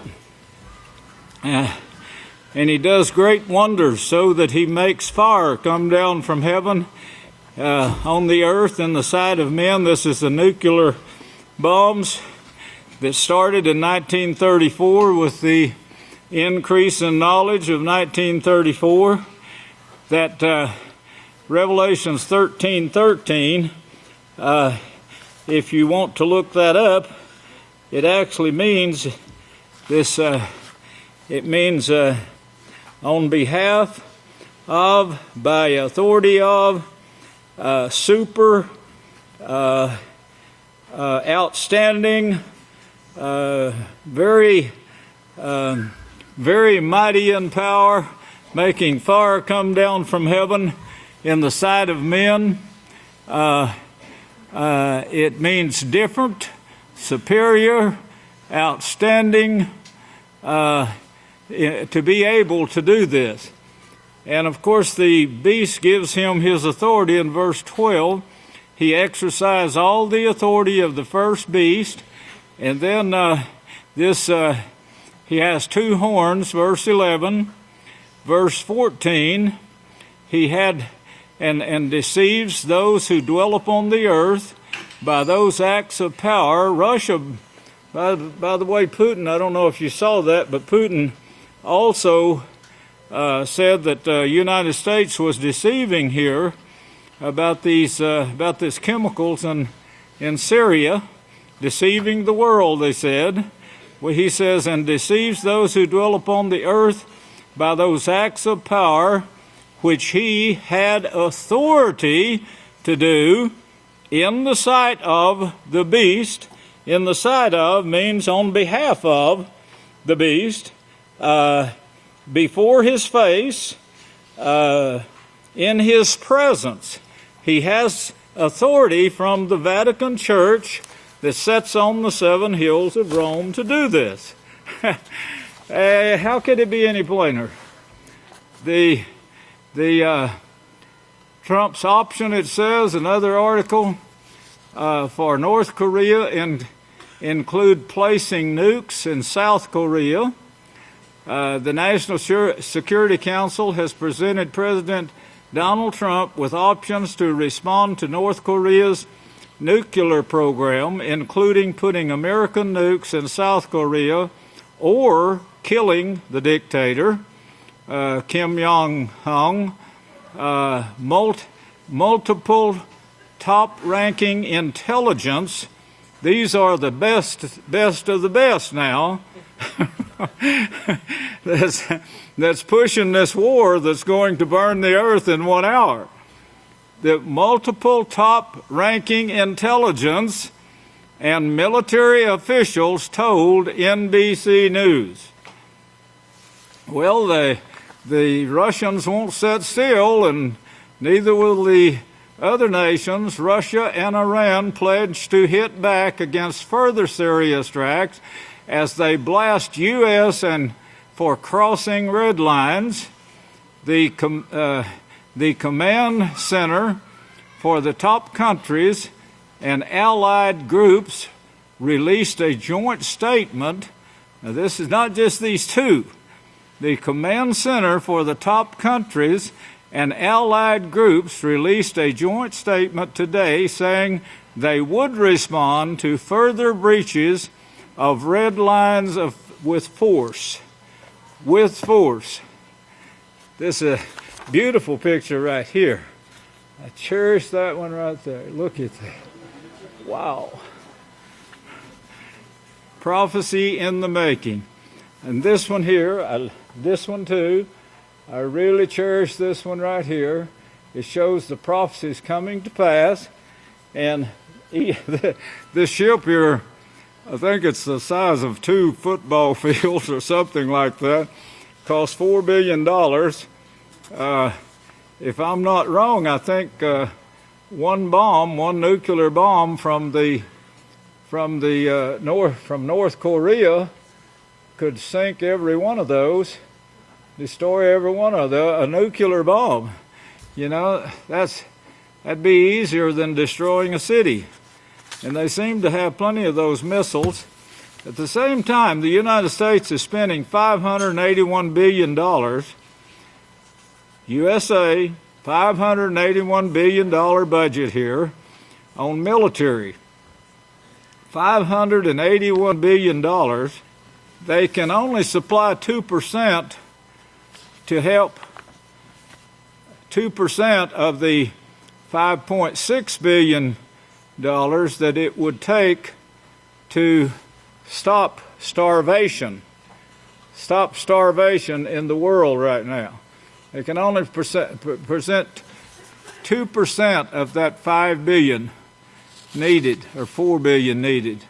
Massive government cover-up, near total collapse of ocean food chains, mass death to humans will follow. This is great news. Great news, because the prophecies, it's got to come to pass, brethren, or you will never see the change. Famine in the 21st century, it's not for lack of food, it's a lack of getting the food to them, which would cost about $4 billion to get the food to these countries, whole world at risk from simultaneous drought, famine, epidemic, says scientists. The three together, drought, famine, and disease epidemics, the three together, just exactly what the Savior prophesied in Matthew 24. Just a word to everyone here. We had a lot of people baptized, I noticed. I want to warn you that 3 out of 4, Yeshua says 3 out of 4 will fall away. He shows the reason why. Yahweh has called you to his house to be a part of the kingdom that's going to survive this mess. The ones that have the blood of Yeshua, who drank his cup, they will survive this. 1 ounce of rebellion will get you brought out of it. It'll get you taken out of this house. You won't be a part of it. Yahweh says, how did you get in here not having on this garment of Yeshua's? How did you get in here? He said, bind him hand and foot. No ifs, ands, and buts. Bind him hand and foot and get him out of here. You know, there's a law. I want you to think about it, all of you now, because there's a reason for this. Somebody said they couldn't understand why we said there's a law against visitation. Well, there is, and several scriptures is brought on it. But no one asked why. And I kept wondering, will anybody ask why? Probably not. They probably didn't even think about it. But so much damage is done here because the laws are not followed. They rejected Moshe because he brought these laws. That's probably what 3 out of 4 wind up doing, because he said, Yeshua said they're not grounded. They don't have any background. And of course, they won't study long enough. They will team up in groups. A guitar does the thing. It gathers an audience, and then that audience goes to lusting. Well, that's just one of the ways of dragging you away. The other one is the mouth wagging and saying, well, I just don't agree with this. Well, the other weak one says, I don't either. If they had a strong one there, they would have someone who could speak up and say, well, I agree, and here's the reason why. Because I've been studying this. Well, I was taught by somebody else who studied it before I did. So Yahweh, when he brought the children of Israel out of Egypt, they were a stiff-necked, rebellious people. Now, if you don't believe that, you're a fool. And no fools are going to be allowed into Yahweh's kingdom. Yeshua said in Luke 24, verse 25, O fools and slow of heart to believe all that the prophets have spoken. Then Acts 7:37 says, Moshe gave you the laws of life. The laws of life, eternal. He was chosen to give that to you. You had that before you went to Egypt. But of course you were so stupid, you was going to kill your own brother. Somebody talked you out of it. He was sent on down to Egypt ahead of you and prepared to bring you there. You stupid, idiotic, stiff-necked, rebellious people. The same has been brought here to the house of Yahweh. I was grounded in the scriptures. I remember Mother used to say to us, don't believe everything you hear. Don't believe everything you hear. I want to show you what the preacher said, and I want to show you what the scripture actually says. Well, the scripture actually says that Moshe gave the laws of life. In those laws, he said, put captains over tens. Why? Oh, I don't believe that. Why should I have a captain over me? Who made you a ruler anyway? Well, the scripture says, the written scriptures, written, inspired to be written by Yahweh, and you're a fool if you don't believe all of it. Praise Yahweh. I'm glad I heard that clap. Captains over tens. As they trained, these captains over tens, they were probably the most stiff-necked of all, according to what we read in history. Most of them went back to Egypt. Some of them advanced to the captains that was over 50s, the captains over 100s. Because they humbly submitted themselves to the captain over 10. He says, yes, they're qualified now to move on up. And they would take that one out and put another one in his place for close supervision. Now, many didn't like that. And Yahweh said in their hearts they turned back to Egypt. When these people turned against Moshe and the earth opened its mouth to swallow them up, Yahweh didn't do that. The earth itself, they were cursed from the earth.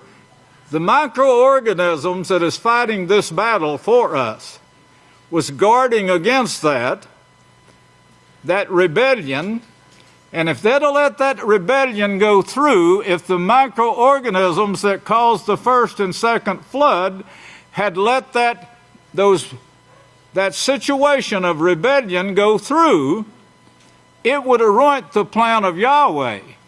And Yahweh said nothing is going to stop this plan. He created men for himself. He's going to carry this plan of man.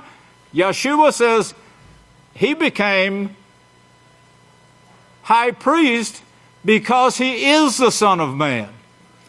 He's not the son of an angel.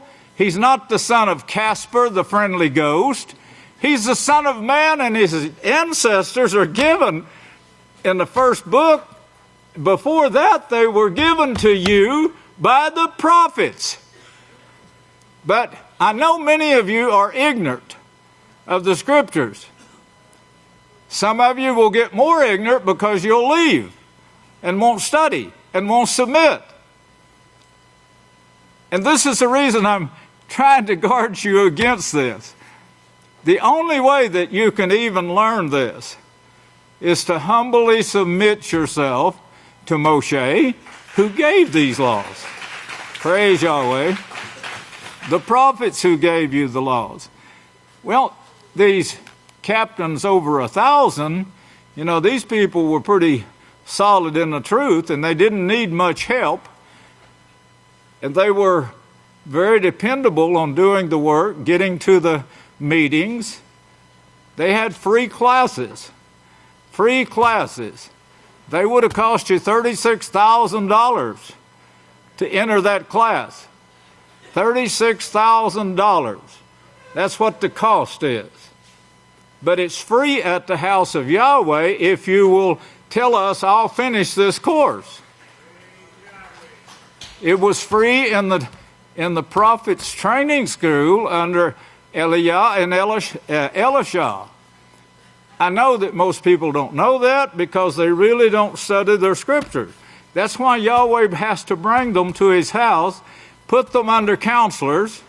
Sometimes the counselor can't even take care of 10. Sometimes it takes full time to take care and try to train one. You're spending all your time on one because we don't want to give up on anybody. I said, men, I don't want to lose anyone. And of course, the only way that we can lose them is if they leave. As long as they stay and study, and let us talk to them and get a little here and a little there to where they'll understand this is the only way Yahweh will allow it. In the kingdom, try to imagine this perfect kingdom without unity. Even as stupid as the Vatican, as Jada and his group are at this time, how do I know they're stupid? Surely we would all know that. Yahweh himself tells us that. Because they rejected the knowledge of Yahweh, the wisdom. This great knowledge and wisdom that Yahweh offered you right here, right now, they rejected it. Surely no one here will do that. How do you reject it? By having your own way. The very first thing he tells you can't do what you're doing here this day, everyone going his own way. So put them under captains of 10s. This is the worst ones. Captains of 100s, they're a little bit better. Captains of 1,000s, they've made it to the top. That took a period of 40 years. 40 years of training.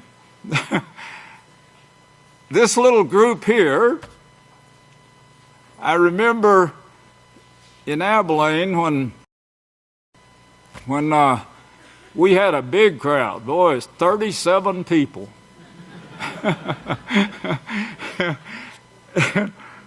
And one day, because I said, I will not allow anyone to dishonor Yahweh in his house anymore by coming in without a kippah and a talit.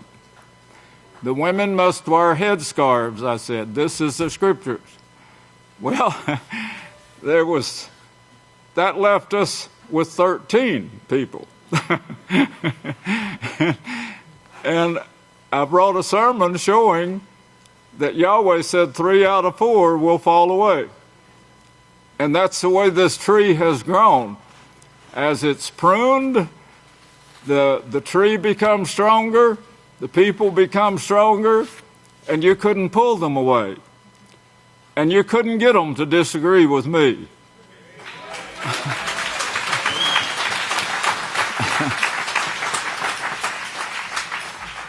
I know people that if I called them at 3 o'clock in the morning and told them to go down and check the cafeteria quickly or something else quickly, you know, they would be before their dress going out the door. I mean, these people are rapidly obeying. And this is what it takes to get into the kingdom.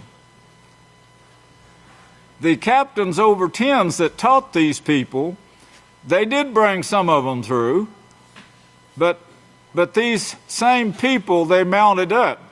There was about 3 million people that came out of Egypt, and they multiplied. How do I know there's 3 million? Because the people, the age group, it would take a lot of study to find this out if you do it on your own. But it doesn't give you the number of the people that came out. But it gives you the number of people that was eligible for war at a certain age. And if you just put your calculator in action and you start figuring how many people it took to bring that number of people forward for war at that age, it would have been more than 3 million people. So when they came out of Egypt, there was over 3 million people. 10% of those, 10%, captains over tens, 10% of those would be a huge number. And of course, that's enough to do a lot of damage. If they frame up, like Korah did, and say, when Korah said, you know, make us some gods. You know, we want some gods to follow. Well, he didn't actually say that probably in words, but like Eve, Satan was there presenting this joyful God to look at and say, look, you could fight your own battles if you had a king. You could have an army. You could go out here and you could start taking tribute from all these nations, all these tribes around here. Just build yourself a big army. And of course, at that time, Yahweh was setting his plan in action to bring forth Yahshua Messiah. So, that could not be, and the earth just opened its mouth and swallowed them up. Not all of them. No, Yahweh left them plenty of root and branch there to work with. But it swallowed up enough so they would know that Yahweh was going to bring his plan through. And these microorganisms that opened that earth and swallowed up these people are working for Yahweh. And they are fine-tuned and set by law to bring about this plan. Nothing is going to stop this plan. Yahweh didn't have to bend a bow to shoot these people. He didn't have to bend a bow the night he said, put blood on your door so this will pass over you. What is passing over you? Microorganisms that would withdraw their power of breathing from you.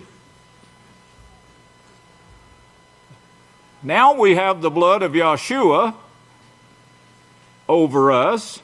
You do right now. You're sitting here in the house of Yahweh. You have the blood of Yahshua. You have submitted to drinking his cup.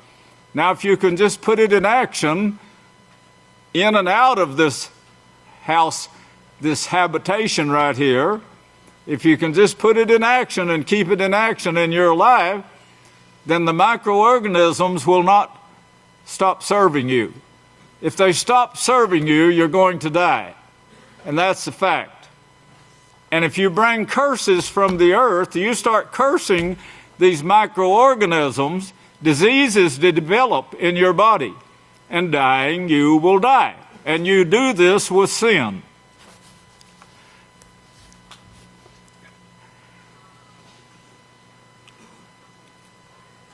Satan is the best deceiver in the world. And she's the one that inspires. She inspired this agency that deceived Eve. You know, they had everything, and if you just think they were very healthy people and had life before them set by Yahweh and laws that would govern them and teach them the ways of eternal life, guide them in that direction. But this agency deceived them. Well, of course, this same agency is known by Cain. All the world went the way of Cain. Cain was a God worshiper. That's what Catholic means, God worshiping. When Yahweh sent the children of Israel down into Egypt, he sent them into a den of Coptic Catholics. The whole nation was given to Yosef. If you read the last chapter of Genesis, you'll see that almost the whole nation of Egypt followed him out, followed out to bury this man, take him back to Israel where he was buried, and then he came back with the whole bunch of Egypt again. They honored this man. He was high in honor. He married the queen. He was given the top woman in Egypt, an Egyptian princess, from the top king, from the top pharaoh. He had 2 men, 2 babies, 2 baby men, 2 baby boys, Ephraim and Manasseh. They were both staunch Catholics. Woe to the drunkards. Woe to these drunkards that bring forth these lies of idolatry. The deceiving. Well, that's just part of where your rebellion comes from. Some of these things you need to know about in the Scriptures and to have, in order to understand the Scriptures. In 2 Timothy it says, well, let's turn there and read it. 2 Timothy 2 Timothy 3. And remember the Savior, he's your judge, and he says you're a fool if you don't believe all that the prophets have spoken. You should beg for counselors over you. You know, if you can't get a counselor, you should beg for it. I would be on my hands and knees in the office begging Tana or Michael for counselors to counsel me right now if need be. In 2 Timothy 3 and verse 16, he says, all Scripture. Now, if you can't just follow that right there, because you don't even know what it is. And the Catholics have got the whole world to thinking this is the King James Version, where the names was removed. The book of Yahweh, I was raised on the King James Version, and I could see this before that we got the book of Yahweh in 1987. I could see things that was wrong in this King James Version, and I wanted it when I was 17 to write a commentary on the Bibles. Bible doesn't even mean anything but books. That's all it means, a combination of book. So that combination of books has come together, been brought together, and is called the book of Yahweh. It was called the book of Yahweh from the beginning. And then here in Book 2, it is also called the book of Yahweh. They were writing about this. And they knew that it was going to be put together because Yahweh said in Isaiah 34:16, I'm the shepherd of these. I'm the shepherd of these. And not one of these is going to fail. I will gather them, he said. Now, I brought that out for you before. I will gather them. That's why we have this in one book called the Book of Yahweh. That's why we have it today. That's why that salvation couldn't be brought back, could not be restored until this last book was written, last instruction, which when Yahshua said, I am. I am. Turn over to Isaiah. Hold your place here in Timothy. We'll come back to it. In Revelation 22. Revelations 22. And behold, I come quickly, and my reward is with me to give, that's verse 12, to give every man according as his work will be.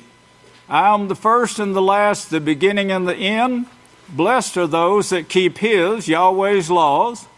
For outside are dogs and whoremongers and murderers. I, Yahshua, verse 16, have sent my messenger to testify to you in the congregations of the house of Yahweh. I am the root of David. Well, if you don't know what's the prophets wrote about the root of David, this wouldn't ring a bell to you. You wouldn't know what it was, what it means. This should start showing you how ignorant you are about the Holy Scriptures. This is your salvation. And this is a man saying, I am so-and-so. I'm the root and the offspring of David. Here I'm telling my messenger. I am the bright and morning star, and the Spirit and the Spirit and the brides say, come. The Spirit and the brides, what all does this mean? And let him who hears say, come. So this means, let him who hear, let you who are hearing say the same thing, come. Don't turn your back on the house of Yahweh or the laws of Yahweh. Tell them, come, be with me in unity. Let him who is thirsty come. Come where? Whosoever. All of these questions has to be answered in your mind so you have a foundation. Yahweh says, go first to the house of Yahweh. That's Deuteronomy 12. He says, submit there to the priest. Don't go to the right or to the left. Don't do as you're all doing. This was in the days of Moshe. Don't do as you're doing here this day, everyone doing what is pleasing in his own sight. Forget all of that. Get it out of your mind. Humbly submit yourself to the priest, chapter 17, and let them teach you. Don't turn from the right or to the left from this. Do exactly what I'm telling you to do, and I will accept you into my kingdom. Well, this is Yahshua saying, they took his name out and put the Lord. It's easy to look up the word Lord and find out that this is a title of rabbis. And when they put that Lord in there and you pray to Lord, you're worshiping dead rabbis. If you were familiar with the Holy Scriptures, Isaiah 65 says they keep memorials to the dead. Well, what does that mean, memorials to the dead? They used to have a day for every dead Pharaoh. And then when they got into Israel, they had a day for every dead loved rabbi. That means their teachers, their father, which means Pope. Still back to Catholic worship of God. Okay, this memorial to the dead was just exactly that. Today they call it Halloween. Memorials to the dead. There became so many saints out there they had to take off for every day of the saint. So they said, hey, this law is not going to work. Let's change this law. So they made one law for to cover all of these so-called dead gods. And that's what Halloween is about. That's where it comes from. Now it's the most beloved holiday of all. I put that in my writings, by the way, the proof, the history, so forth, where you can go and check it out for yourself. Well, here's someone now saying in the last book of Revelations, you've got to keep the laws of Yahweh. Why would he even have to say that? Because of all the deception that come forth from the Catholic Church, starting in the days of Moshe. Yes, they rejected Moshe, saying, who made you a ruler over us? And the apostles, all the prophets said, this Moshe you've got to obey. Yahweh brought these perfect laws through Moshe to you. He had them at Abel before that.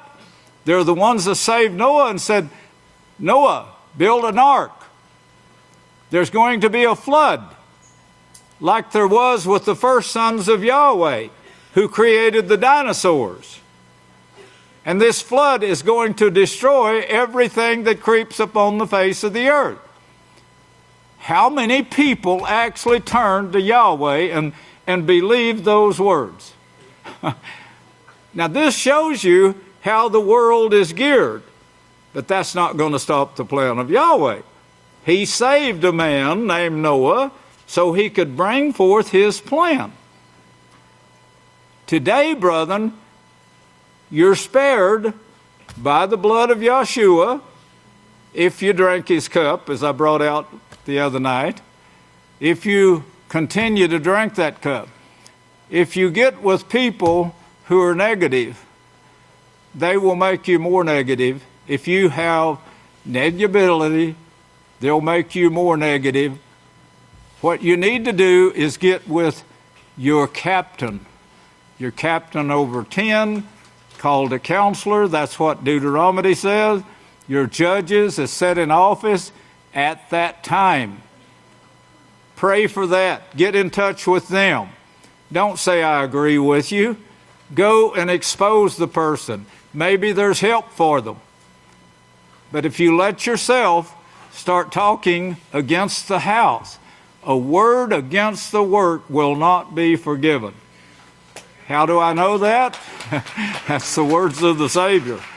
It'll never be forgiven. It'll never be forgiven. It's going to have to be complete unity in Yahweh's kingdom. People get together, maybe family members, maybe they're just acquaintances, maybe they're no telling what. I just met somebody that just came here, and they say, well, I don't much like this dress you're wearing, you know. I don't much like this veil. Well, neither do I, but, you know, somebody told me I had to wear it. You know, you could have said, man, I like it. You know, I think it's the most beautiful garment. And I think you'll like it if you'll just do it. Well, I like to wear tight clothes and tight skirts and mini dresses and mini dresses, you know. I get them all at Walmart or someplace. Maybe Victoria's. Victoria has a great secret for bringing forth lust, you know. You know, mini dresses. Mini means little, you know. Well, you could stand up against this, you know. Right. Praise Yahweh. Yes, you could stand for Yahweh and not get led into Satan's little world there of deception. That's how Eve started, remember? And then she exposed herself to other things. Well, here in the last days now, we see a man who came and died. They killed him. They murdered him. Then he was resurrected. And then he's still speaking. And as Hebrews 1 says, in these last days, in the beginning, we were taught by the prophets. And now in these last days, this man is teaching us the laws of the prophets. Yes, that's what Hebrews 1 showed. He stood up for every righteous thing, as Yahweh said, stood strong for it. And then he says here in the first person. I am Yeshua. I, Yeshua, have sent my messenger in these last days. In the last days, the house of Yahweh, Yahweh plainly says, I won't establish my house until the last days.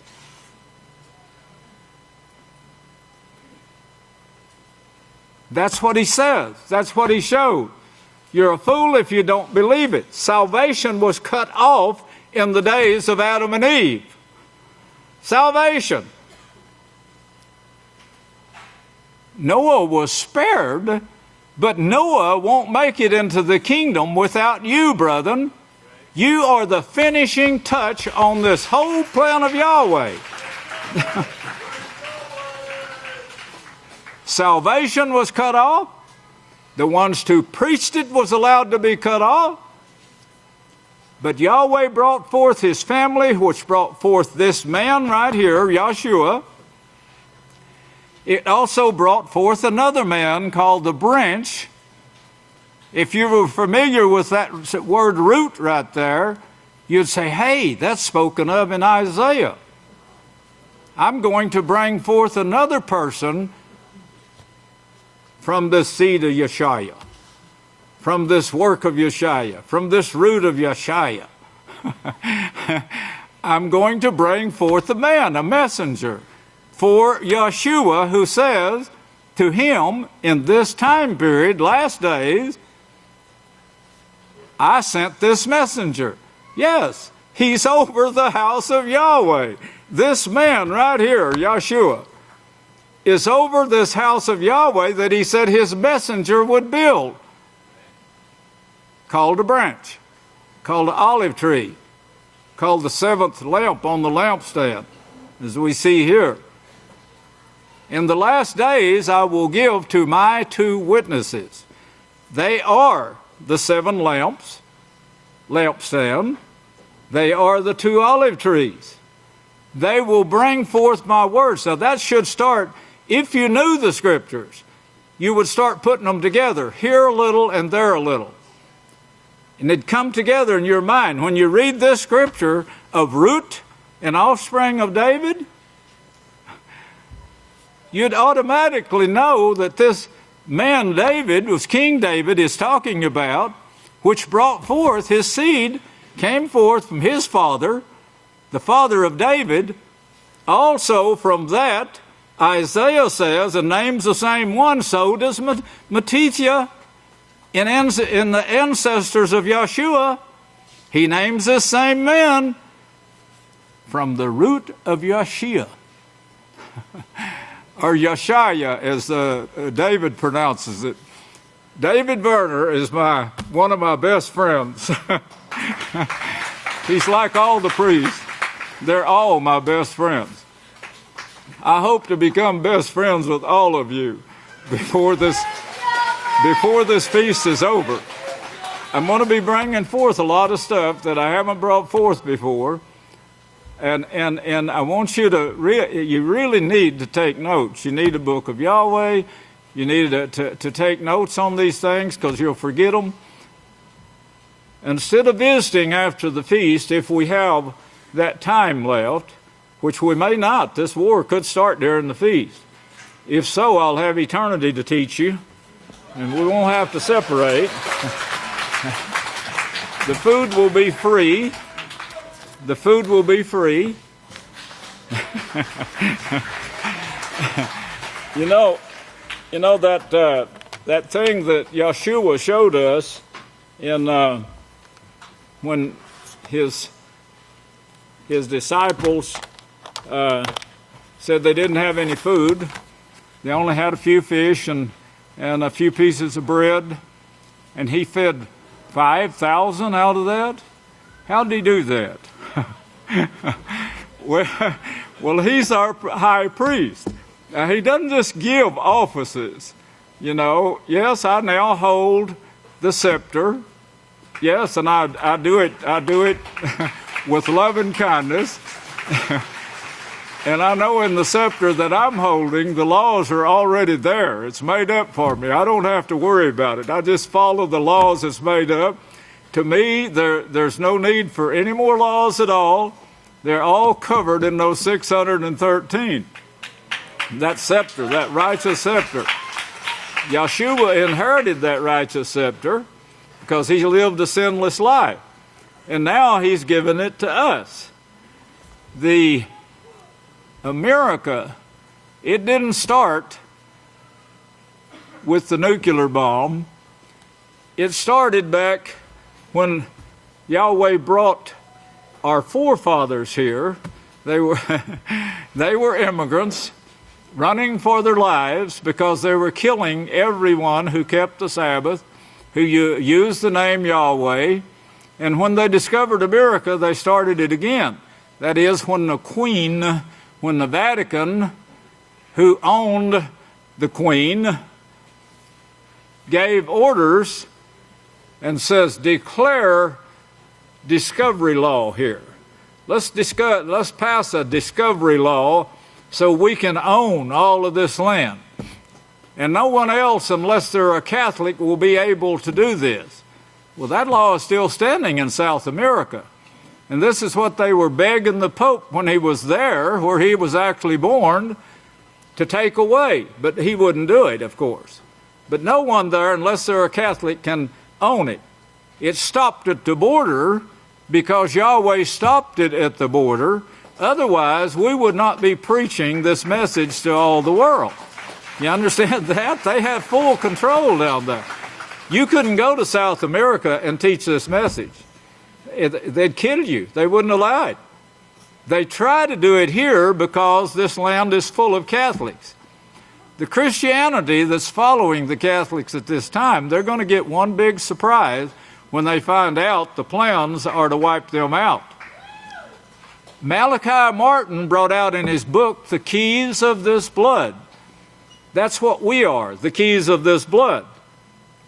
We are holding that staff right now. Yada's disqualified himself. But Malachi Martin brought out this fact in that book, the keys of this blood, and said that the Vatican hopes to come out on top and have only Catholics left. Only Catholics. That is not Christians.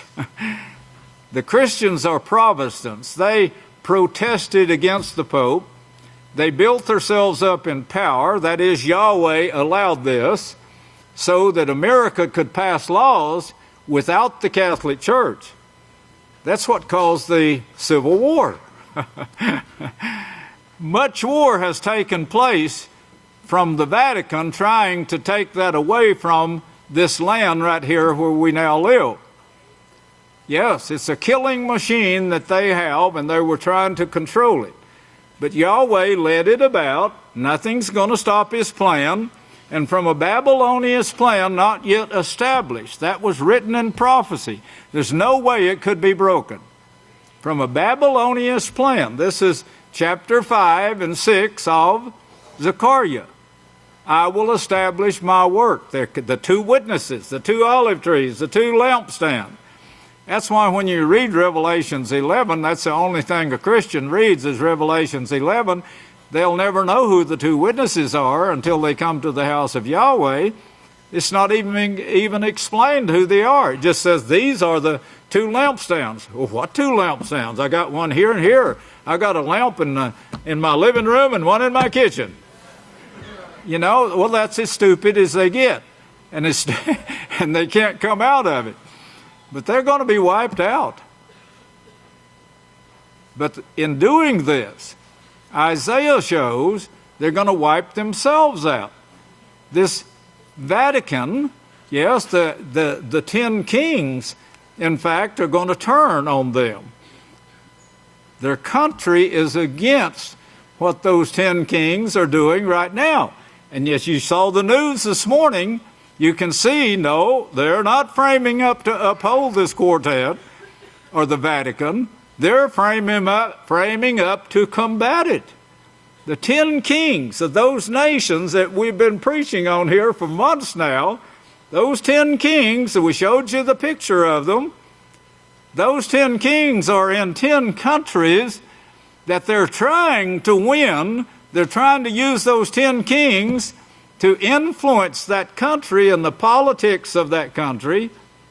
But this is going to turn on them. As you can see, it already is. And they're saying, you cross this red line again, and we're going to respond. Well, how? Well, all options are on the table, they say, including nuclear. Well, that's what the Scripture shows. And Trump is given authority to do this by the beast. Trump, our President Trump, and he says he has that obligation to fulfill it. How much clearer could it be? But we, the house of Yahweh, Yahweh will encamp about us. I wouldn't know that we're safe, would you, if Yahweh didn't show us? Yahweh said to begin with, no, you're not going to prevail against my house. He had already told you what I would go through and how much I would go through before I was arrested for preaching this message. And Yahweh says, you'll suffer tribulation 10 days, and I'll give you a crown of life.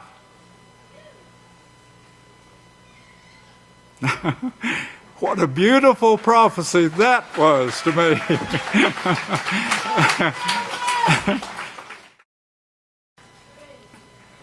The prophecy in Zechariah after the two witnesses builds that, Yahweh says, I'm going to encamp about it.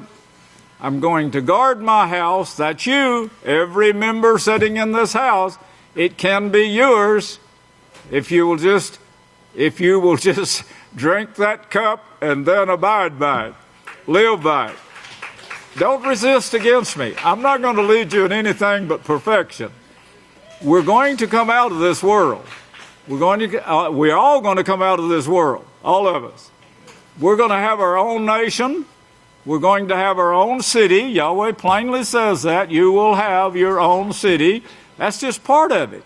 It starts with land. Then we have our own city and so forth.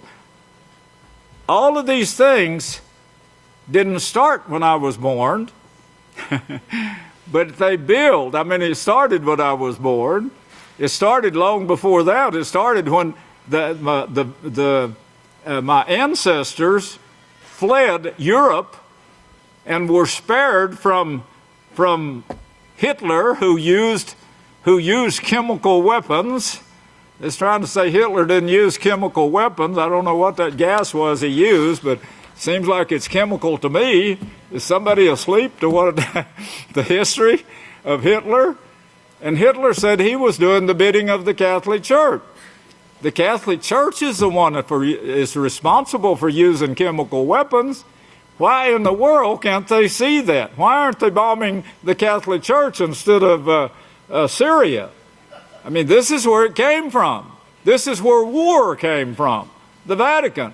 They called it just war. They had this huge army that took over the world and tried to take over America. Yahweh wouldn't allow it. So you're here now, sitting in this building, and we, the whole house of Yahweh together, is taking this message throughout all nations. All nations.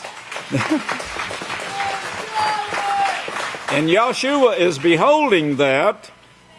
So if he allows me to make a mistake, he'll straighten me out, I'll guarantee you. You won't have to. He will. May Yahweh bless you, and I'll turn the services back to the next leader. I love you.